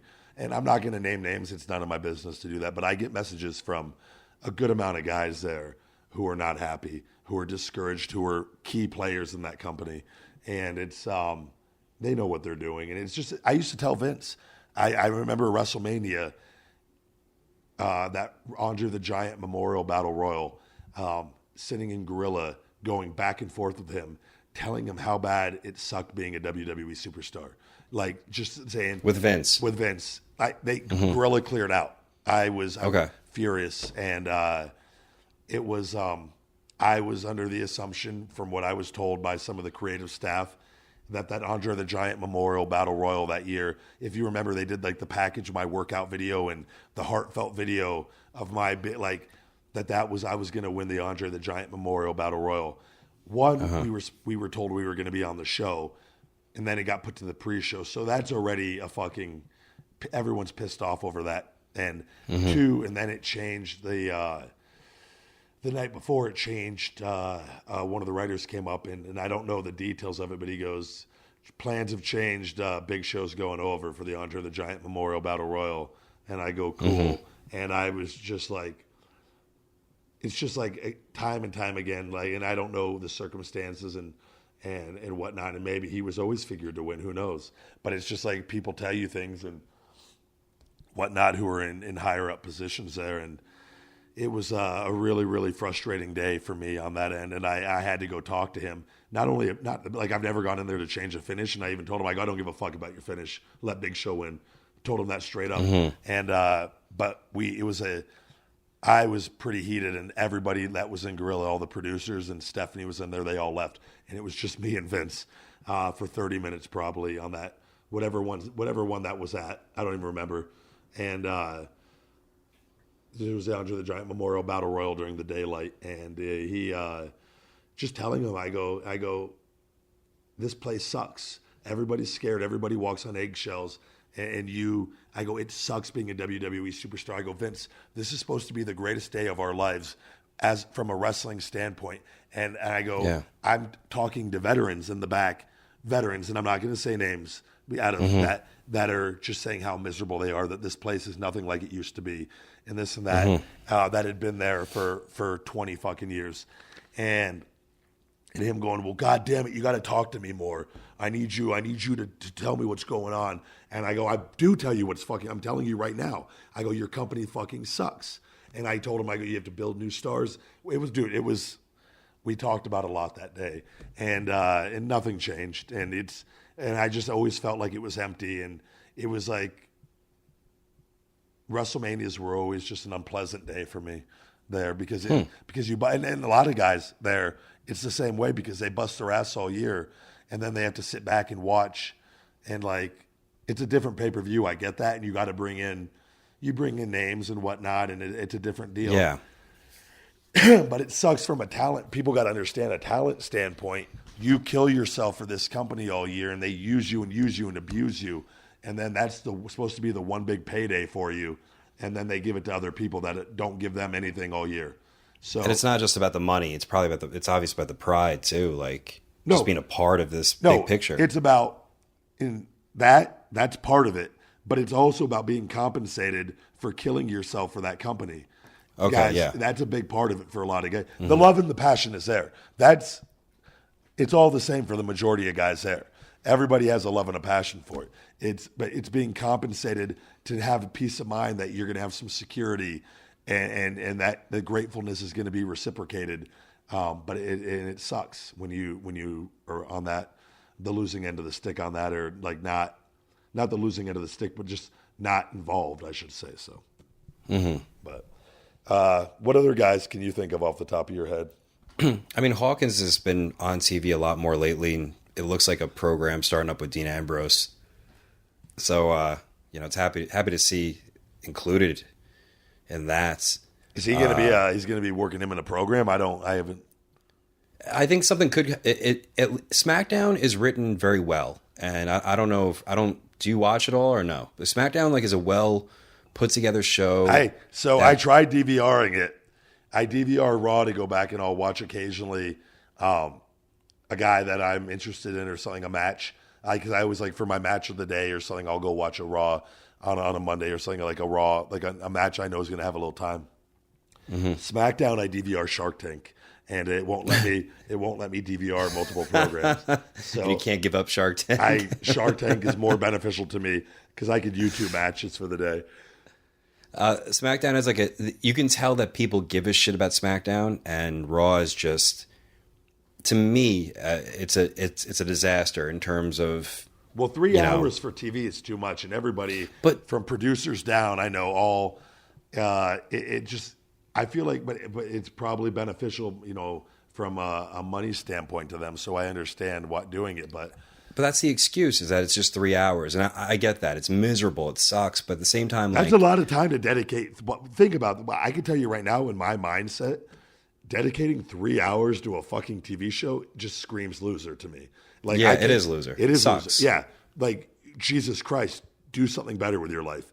So that's instantly wrestling. It has nothing to do with wrestling. Movies that are 3 hours are like, fuck. It's even if it's a too great long. movie. So imagine watching the same movie over and over for 3 hours, just in different scenarios. So, looking at this, I mean, Luke Harper comes to mind. I see him on this. I'm looking at the entire roster right now. He's gotten himself in much better shape too, I will say. And it looked like he was gearing up for a spot at Mania, but they went a different direction. And he's always had. I feel like the whole roster has had a 50-50 kind of, you get heated up, you get slowed down. They do with the exception of they do it with the majority. Yeah, with the exception of not to point fingers or say anything, but I see Finn Balor here, who had an unfortunate injury, but it's almost like a guy that's been out for a while. He's part of the Chosen, and he's potentially, probably, most likely going to have a WrestleMania involvement in some big way, and other people just will not, because they're not part of that Chosen group. Yeah. No, I don't, Finn's a great guy, nice guy, and he's wrestled. He had the unfortunate injury after coming up, but they've done that with other guys where they do that with a lot of NXT guys where they bring them up and they just put them over on all the talent that's been there, and they haven't proven themselves yet. And because they don't care if they only care about the WWE brand, and it's not me being bitter or angry, or that's the truth. And it's just, but they'll protect that little inner circle of guys who Hunter's changed the business tremendously. He's in Vince's ear all the time. He's getting what he wants more often than not. And Vince, I feel like it's just such a crazy environment. I don't even want to go down that route, but it's like whoever Hunter likes seems to be the ones that are protected. So, and he's a master manipulator at convincing Vince. I've always said I feel like Vince is a big dummy, and I really mean, like, we've joked about this. Like, I always remember, like, Hunter telling me, don't be confrontational with Vince. You know, it's not going to do you any good. And the one time I was confrontational with Vince, he offered me way more money. And I was just like, well, that made no fucking sense. And, like, I just feel like Hunter has Vince wrapped around his finger and gets whatever he wants. And, there's something to it. And I don't know the intricacies of it, but there's something going on that end that I'll never be able to understand, and don't care to really understand. But it seems like whoever Hunter likes is the ones that are protected. But Harper's always been figured in as far as being on TV and involved with Bray and all that, but he's never been featured.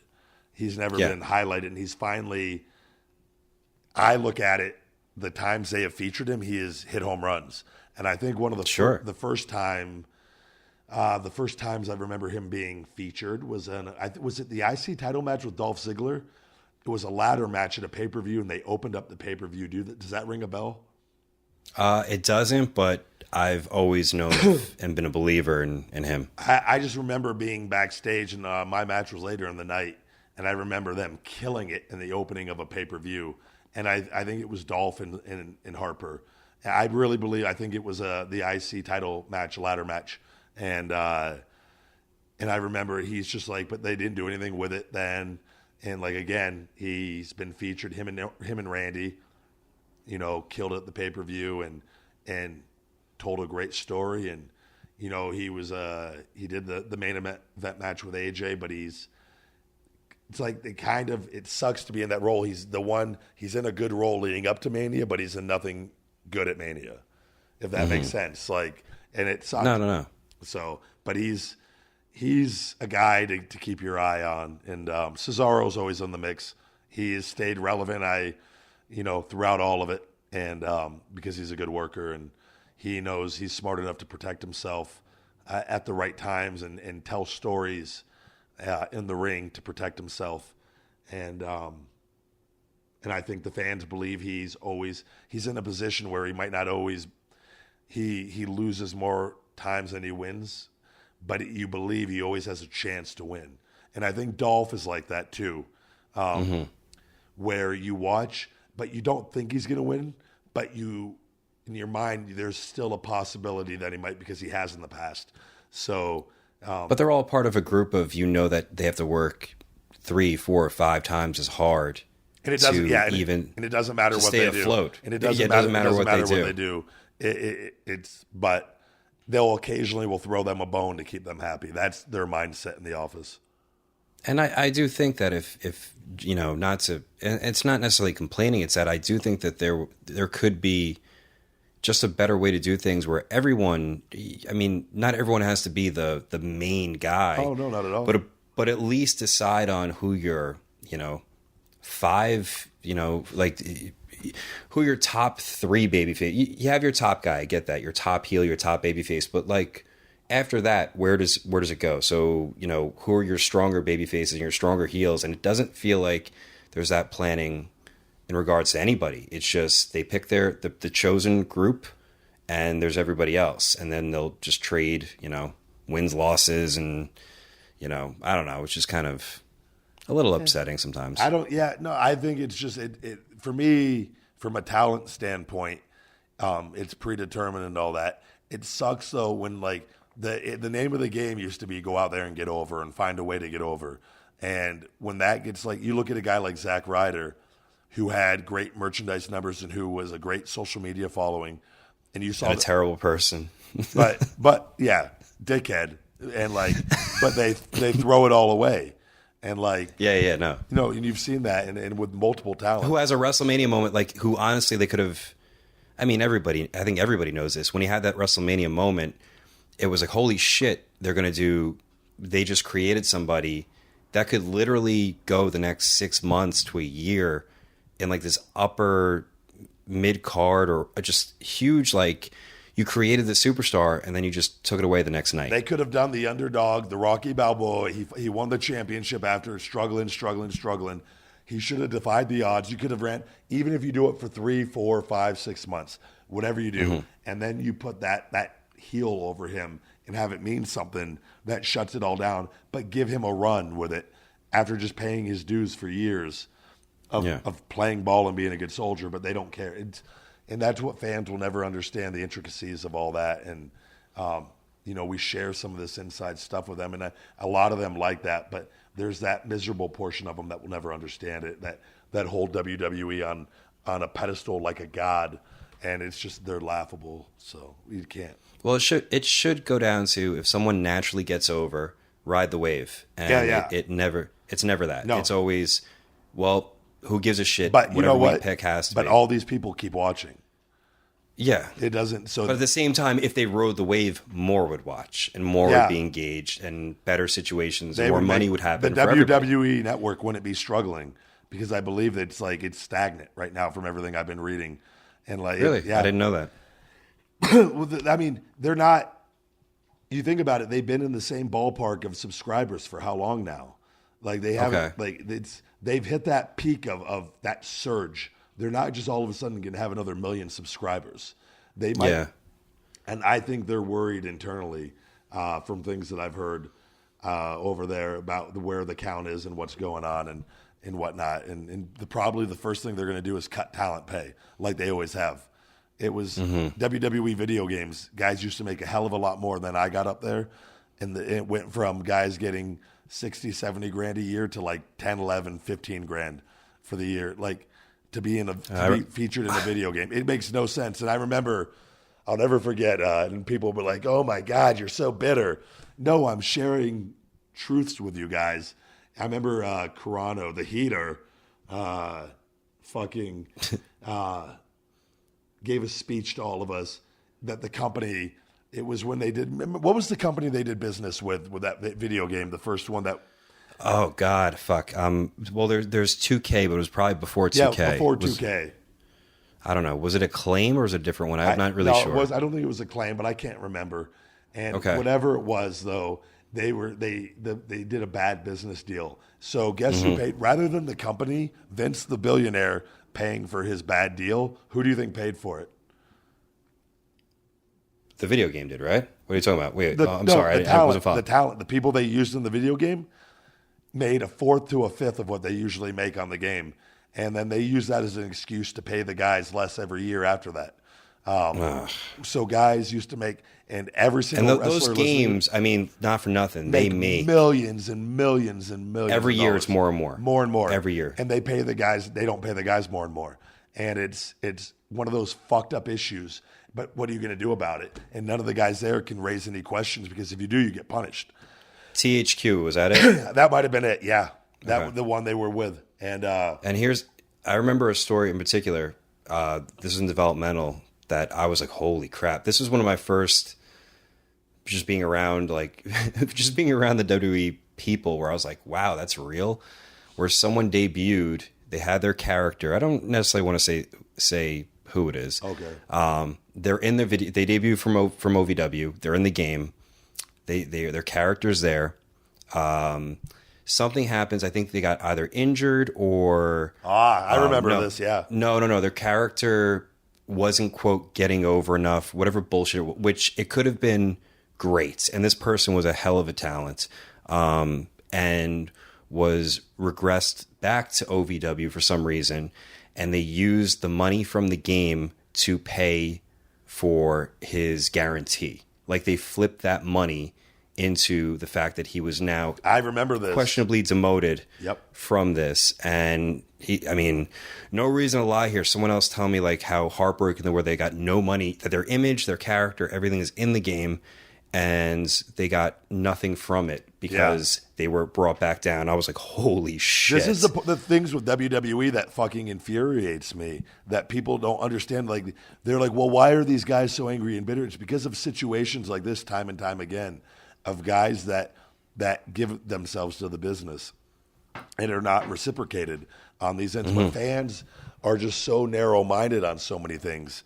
And not all of them, but just that the people that put them on the pedestal. And it is, I'm telling you, they are finding more and more ways to fuck the talent over, rather than, like, you look at, like, and somebody brought this up to me, and it's a very good point. You look at how many millionaires Dana White has made over the last like 10 years, and how many millionaires Vince McMahon has made, and it is fucking mind blowing. And like WWE and the business they are doing, and his net worth and the money he's bringing in, it is something doesn't add up. And everybody but that's why I was okay leaving after knowing everything that I left, and like I was okay with it because I knew that's the only way to deal with it. I can leave and I can talk about it now, and I don't have to. Now I'm not there, and just going along with the flow and whatnot. And I wish more guys would do it and just fuck them over, because it's the only way things are ever going to change. But eventually, things will all the wrongs will be righted.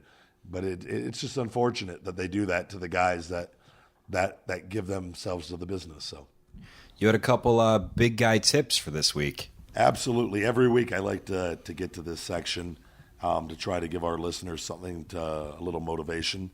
And quote of the week this week is where focus goes, energy flows. And that is by Tony Robbins. And focus is something that is so important in this day and age, and it always has been, and it always will be. I look at it like, if you look around, and we all are guilty of this, and we're always on our phones, and it makes it really hard to stay focused sometimes with all the stuff we have with technology-wise around us.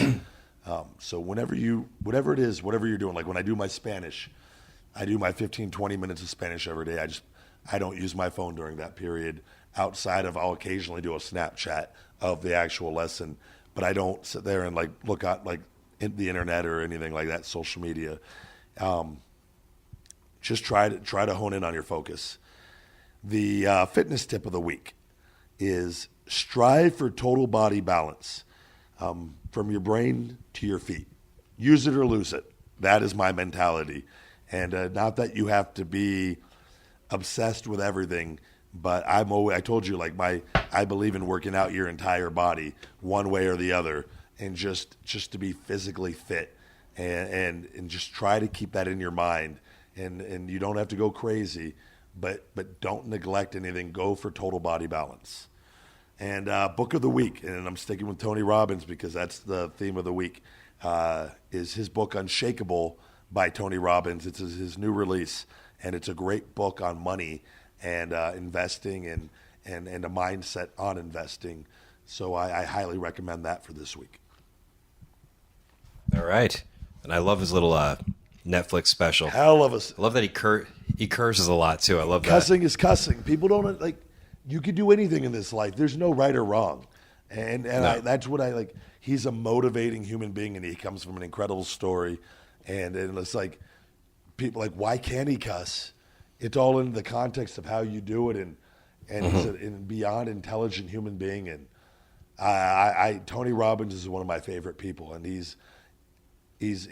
I contribute a lot of my success to him. So, and if you want to listen to any Tony Robbins book, audibletrial.com, or excuse me, audibletrial.com/big guy. Sign up. They keep this show free every week. Absolutely. So go check that out. My book, Wake Up It's Feeding Time, is going to be available on Audible very soon in the next week or two. So I go through an Audible book 1 to 2 days every week. I listen to a new book. When I wake up in the morning, my first thing I do is I put my headphones on and I put my book on. I start playing it, and I brush my teeth, and I come downstairs and I make my breakfast, and I sit down at my table here and I eat, and I spend anywhere from 30 minutes to an hour listening to an audiobook every day.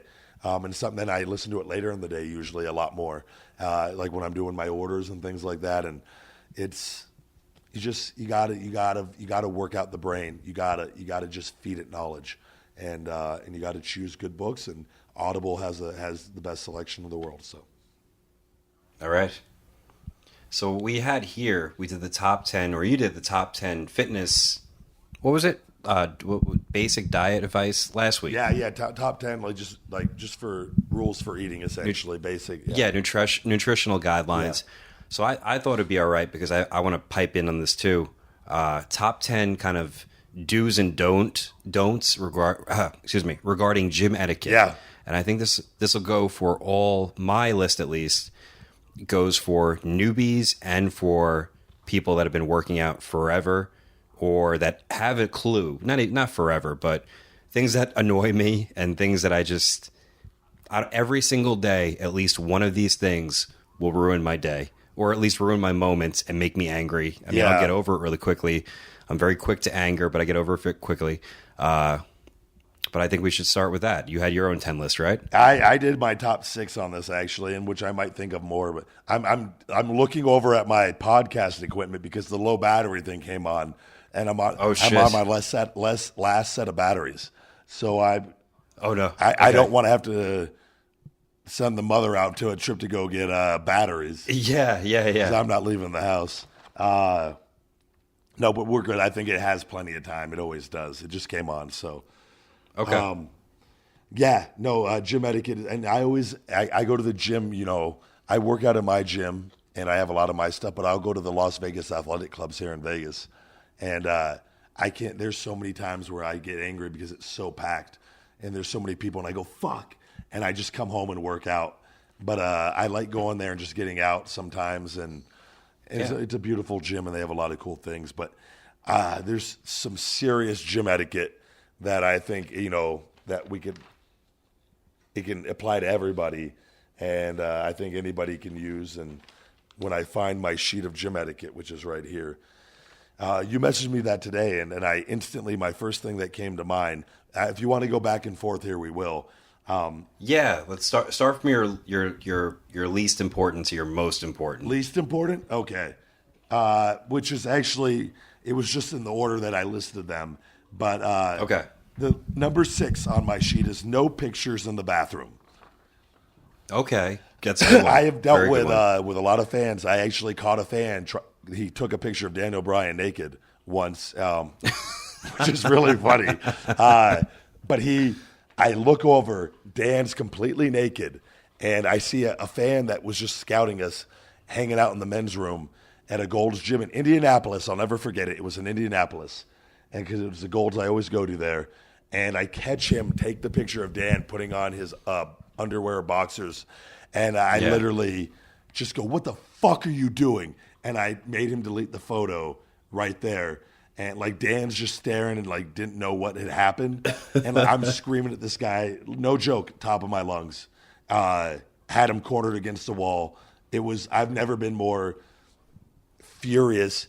Just whether it was just ignorance. You got Daniel Bryan is naked in the fucking locker room. And he's you can't do that. You can't do that with regular fucking people. So no. The human race disgusts me on so many levels. So I take no remorse in fucking giving it back to somebody when they act like a feed me fucking moron. And that's a good one. I kicked him out of the locker room, and it was a great fucking feeling. And I had a guy follow me into the showers before, completely naked, and he pulled out his phone. He's like, "Can I get a picture?" And no joke, naked in the shower. Jesus. What do you want me to do right now? Would you prefer I lather my big bodybuilder body up with a bunch of fucking soap first, and then put my big fucking muscled up arm around you, and we take a selfie from the neck up with my dick out? See, I thought you meant no pictures, guys flexing in the mirror taking pictures of themselves. No. Or is this a general rule? No, just no pictures. No period. pictures. Period. Period. You're right. Shouldn't. Yeah. Guys are getting changed. You might pick up something in the background, but people are dumb as fuck, Pat. So I wanted to. That's a good number one. 6. That's very important to me. So I had a few more here, but I'll start from my lowest one. Wear appropriate attire. No jeans. No flip flops. Today at the gym, I kid you not, there was a lady on the dip machine, older lady, wearing open-toed shoes. And it's just I see this a lot. People fucking come in wearing jeans or their jewelry or their watches. And it's just come on, put on a pair of sweatpants, you don't wear gym clothes to work. Don't wear work clothes or jeans to the gym. That was my big one. I get it. I one time in Denver had a connecting flight for WWE, And There's always a case. Okay, I get this. We can challenge each other, guys. I had like a 5-hour layover, a 6-hour layover, and I just had my stuff. So I wore my pants and my Harley boots to the gym, and I bought a tank top so I didn't sweat in my dress shirt, and I worked out. And the only tank tops they had that would fit me, you'll appreciate this, was a camouflage camo tank top. So I'm wearing like my blue Harley jeans, my Harley boots, and a camo tank top. I looked like a real brother. Yeah, and but I got my workout in for the day on a day that because I didn't want to sit at the airport for 5 hours. So there's always circumstances where I feel like you know what I mean. But I get it. So okay. Go ahead and do another one. Do another one. More, yeah. We go ahead and do another. Mine is, you know, I'm an advocate for hydration. I get it. I like to use these smart water. I'm big on smart water. Yep. The leaner, longer water bottles. I'm all for having a water bottle with you, whatever one you want. Gallon water jugs, I just don't agree with. I think they look stupid. Yeah, I think that no one's gonna fucking drink a gallon of water at the gym. You're gonna hate. I think it's obnoxious. Go ahead. Yeah, we can go back and forth on this one, but I'm anti-gallon water jugs. So you don't need the gallon. I do think that looks ridiculous, but I will say I don't bring in the gallon jugs because I just don't want to carry around something that big the whole time. And some people, but like I'm gonna actually get them made that feed me more. They're not going to be the gallon ones, but they're going to be water bottles for the gyms for feedmemore.com. And they make different sizes of those jugs, but I drink a lot of water when I'm at the gym. I piss, like, because I sweat typically when I work out hard, pretty excessively. So I like to always stay hydrated. But I just so you have a gallon. No, do you have a gallon jug with you? I You bring like a smart water bottle or one of those. Exactly, 33 ounces. And here. Why do you need 120? But I fill it up multiple times at the gym. Me too. If I had a gallon jug, I wouldn't have to fill it up. But so I'm just giving another standpoint on that. But I think carrying around a gallon jug I think a lot of people do it more for like, hey, look at me, I'm all into fitness. Exactly. Yeah. I get your point on that. Do you want one more, or do you want to go your way? I'll go ahead and do number 5. Okay. For me is don't interrupt someone with headphones on. And because for me personally, I like to listen to meditation my first hour at the gym. And a lot of people, I get interrupted all the time. And I don't even get mad anymore. And I was a little more stressed at times on the road to WWE because I really wanted to be able to focus and just concentrate on my thoughts. And people will interrupt that, from time to time, but they don't know what you're listening to. But typically if somebody has headphones on, they don't want to be bothered. So yeah, that's my number 5. That's good. Mine is I really don't like gym bags as well. So someone has stuff, I don't understand the need to work out and constantly have a giant bag with you that is always on the benches, like in front of places. I'm like, what the fuck's in there? Like, I love it. I have counters for all of this. So keep going. I just don't get, like, when I work out, occasionally I have a weight belt. I have my water, my phone, my headphones, maybe a towel. I don't need anything else. I don't understand someone having a whole fucking bag of workout stuff that I never see someone go into. They just have a fucking bag with them for the look. Go ahead. To just bring up the point. So on the road occasionally, it wouldn't be the big gym bag. Most of the time, a lot of gyms ban gym bags on the floor now for whatever reason. But I bring my hand grips on the road with me. I used to when I was gone. I would do those multiple times a week. So I'm only home a day and a half. I have to bring those on the road with me. I would bring those into the gym with me for 1 or 2 sessions a week. I can't carry 5 or 6 hand grips in my hands.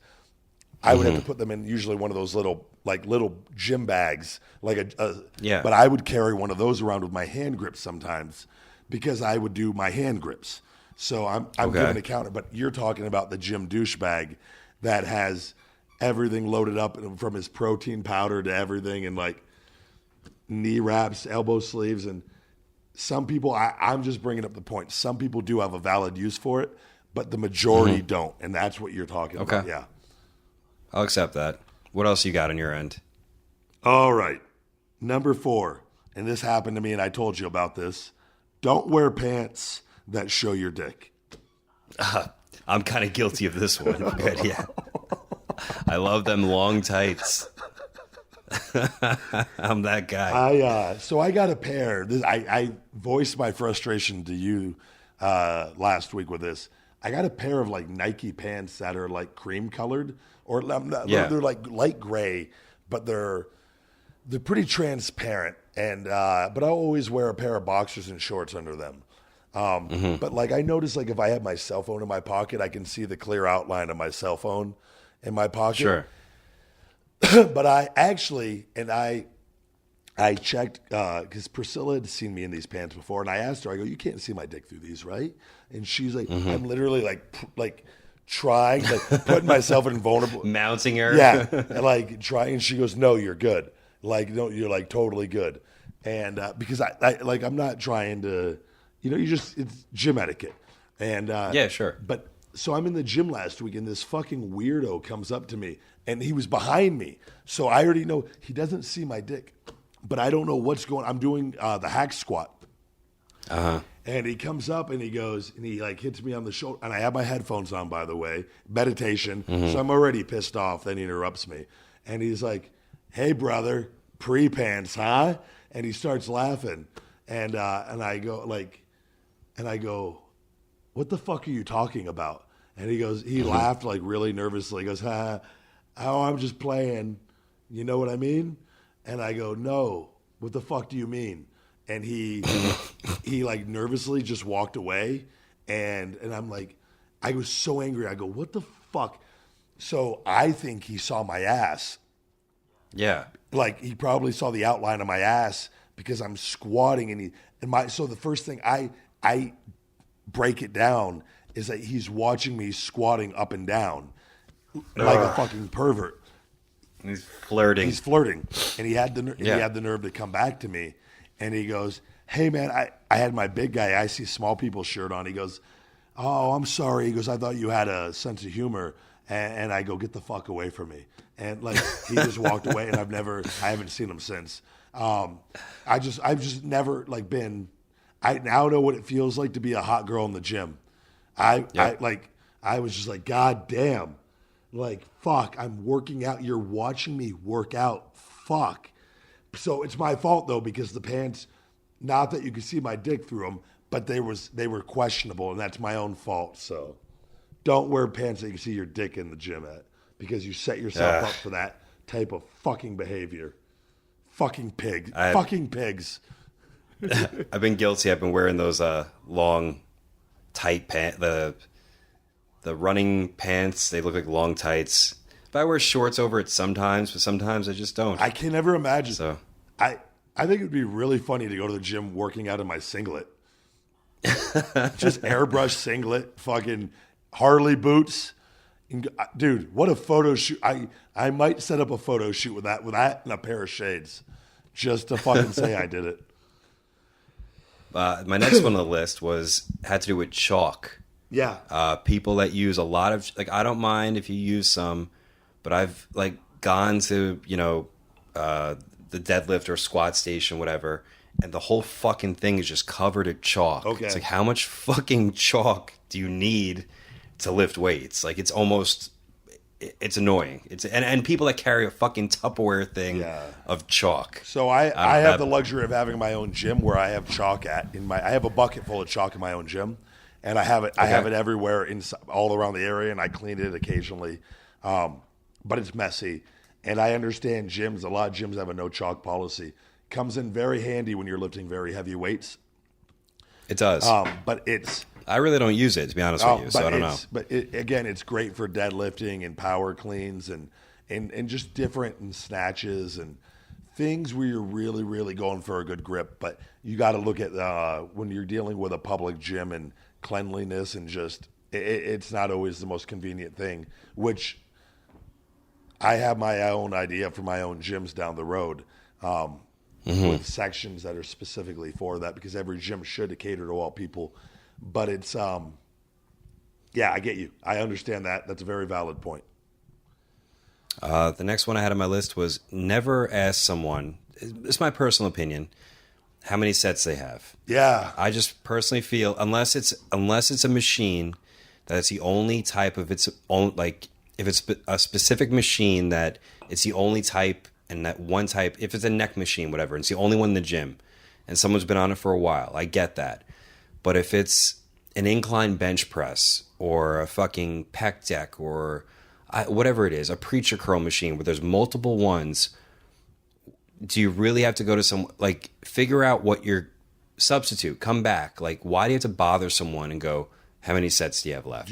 That annoys me. Do you find it better to ask if you could work in or what? I just don't want to. One of my other rules was just don't talk to me. Yeah. No communication. I understand that. No, that's why, dude, I tell you, having my own gym. That's pretty awesome, that gym, by the way. Yeah, it's cool. The greatest thing in the world, like, to be able to focus.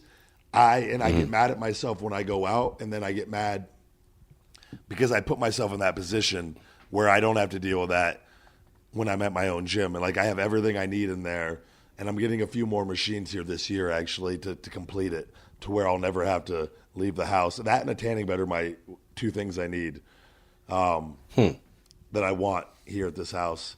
And I don't tan a lot, but just enough for shows. I like to tan once or twice a week just to have a good base. But, yeah, great point, man. I can't say I disagree with that. One of the ones I had on my... Oh, you go. Number 3 for me was always wash your hands after using the bathroom. Sure. I see a lot of guys come into the men's room and piss and whatnot and then go back out and they're grabbing weights, and I don't know who you're fucking. And it's a really real thing. Like, every time, it doesn't matter, wash your hands. And funny thing on that note, Daniel Bryan used to... Remember I had pink eye very early on in my career up there in WWE as Ryback? Yeah. Mm-hmm. I do remember that. My eye was red, and everybody thought I was wearing the red Terminator contact again. I just had pink eye. But honestly, it was probably from being at the gym and grabbing a weight and touching my eye, because that was the most likely scenario. But Daniel Bryan loved to create stories with the Ryback, and he had told everybody that I like to shit and not wash my hands. And I got a little shit on my fingers at one day after wiping, and I don't wash. So then I rubbed my eye, and my eye broke out. I got pink eye, and Dan thrived on, like, just these. It's the greatest thing in the world, because you think he probably shits 10 times a day. Like, why would he wash his hands every time? That's a lot of times washing your hands. So oh my God. him and Cody were like master manipulators at creating stories, and that was one of my favorite Daniel Bryan things. I also had on my list, do not slam your weights ever, and that there's really no reason to. But if you, like, I can understand if you're, like, going over 100-pound dumbbells, maybe, but I still don't find the reason to ever throw your weights down. No. I don't think there's any Some people ever like point aggressively just throw shit to make a scene, and like, yeah. The human race. You got to understand, the majority of the human race are feed me morons, and they're not intelligent human beings, and so that is what you're dealing with as a whole, and so yeah, just some people do whatever they think they want to do, and it's just, there's no point. I get that. When you're deadlifting and things like that, as far as making noise. And you're gonna make noise because you're dealing with 3, 4, 5, 6, 7, 800 pounds at times, and I get that. But, like, as far as just doing dumbbells and things, I've seen guys just throw dumbbells, and like, yeah, you're just like, Jesus Christ, fucking back off, buddy. So very good point. Another one I had was, you can't invisibly mark your territory. Like, I've gone to a machine or a weight, and you start lifting and someone runs up to you and goes, oh, I was still using that. How the fuck am I supposed to know? You don't have a water bottle here. You're not standing by it. You're on a different machine. I always mark my territory if I'm going. Mark your territory. If I'm going to the bathroom or going, and I leave, I put it on the equipment. So there's no, like, because I put it by it before, and people have used it, and I'm like, fuck. And I'll still go up and just let them know. But I found that you diffuse that problem by putting it on the machine itself or the weight. Okay. Yeah, you have to. That's great point right there. What else I have? You cannot be naked in the locker room for more than 2 minutes. That's because I feel like too many fucking creepy guys in there. I've been in many locker rooms and they're just naked for an extended amount of time for absolutely no fucking reason. Yeah, and we're gonna get to this one here. We're gonna come back to this right here. For me, okay. Number 2 is re-rack the weights, which is that was one of mine. That was mine too. I think that goes without saying. I always like you ever see the people that take multiple dumbbells with them as they work out? Like they have 4 or 5 different weights of dumbbells. Oh, really? Around them to do, like a whole set of fucking things. I'm like, holy shit, you just took every dumbbell in front of you. It's crazy. I just look at that. I would just, I'm just going to go home and use my whole fucking set of personal dumbbells that I bought. But I've never noticed that with people. But I believe it because nothing surprises me. The LVACs here in Las Vegas actually have multiple of each weight. So because they're used to dealing with a mass amount of people. Yeah, but it would be it's frustrating when you work out at a public gym. You deal with this stuff daily.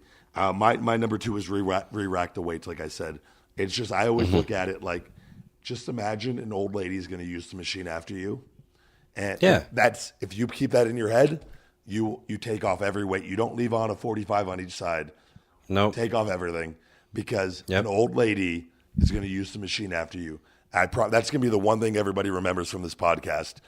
When you're working out, just pretend your grandma's using the machine after you, and she's not going to do Nana's going to bench press. Nana Buck ain't doing the 45s, fucking sweetheart. So take that shit off because it shows. It's called finishing it.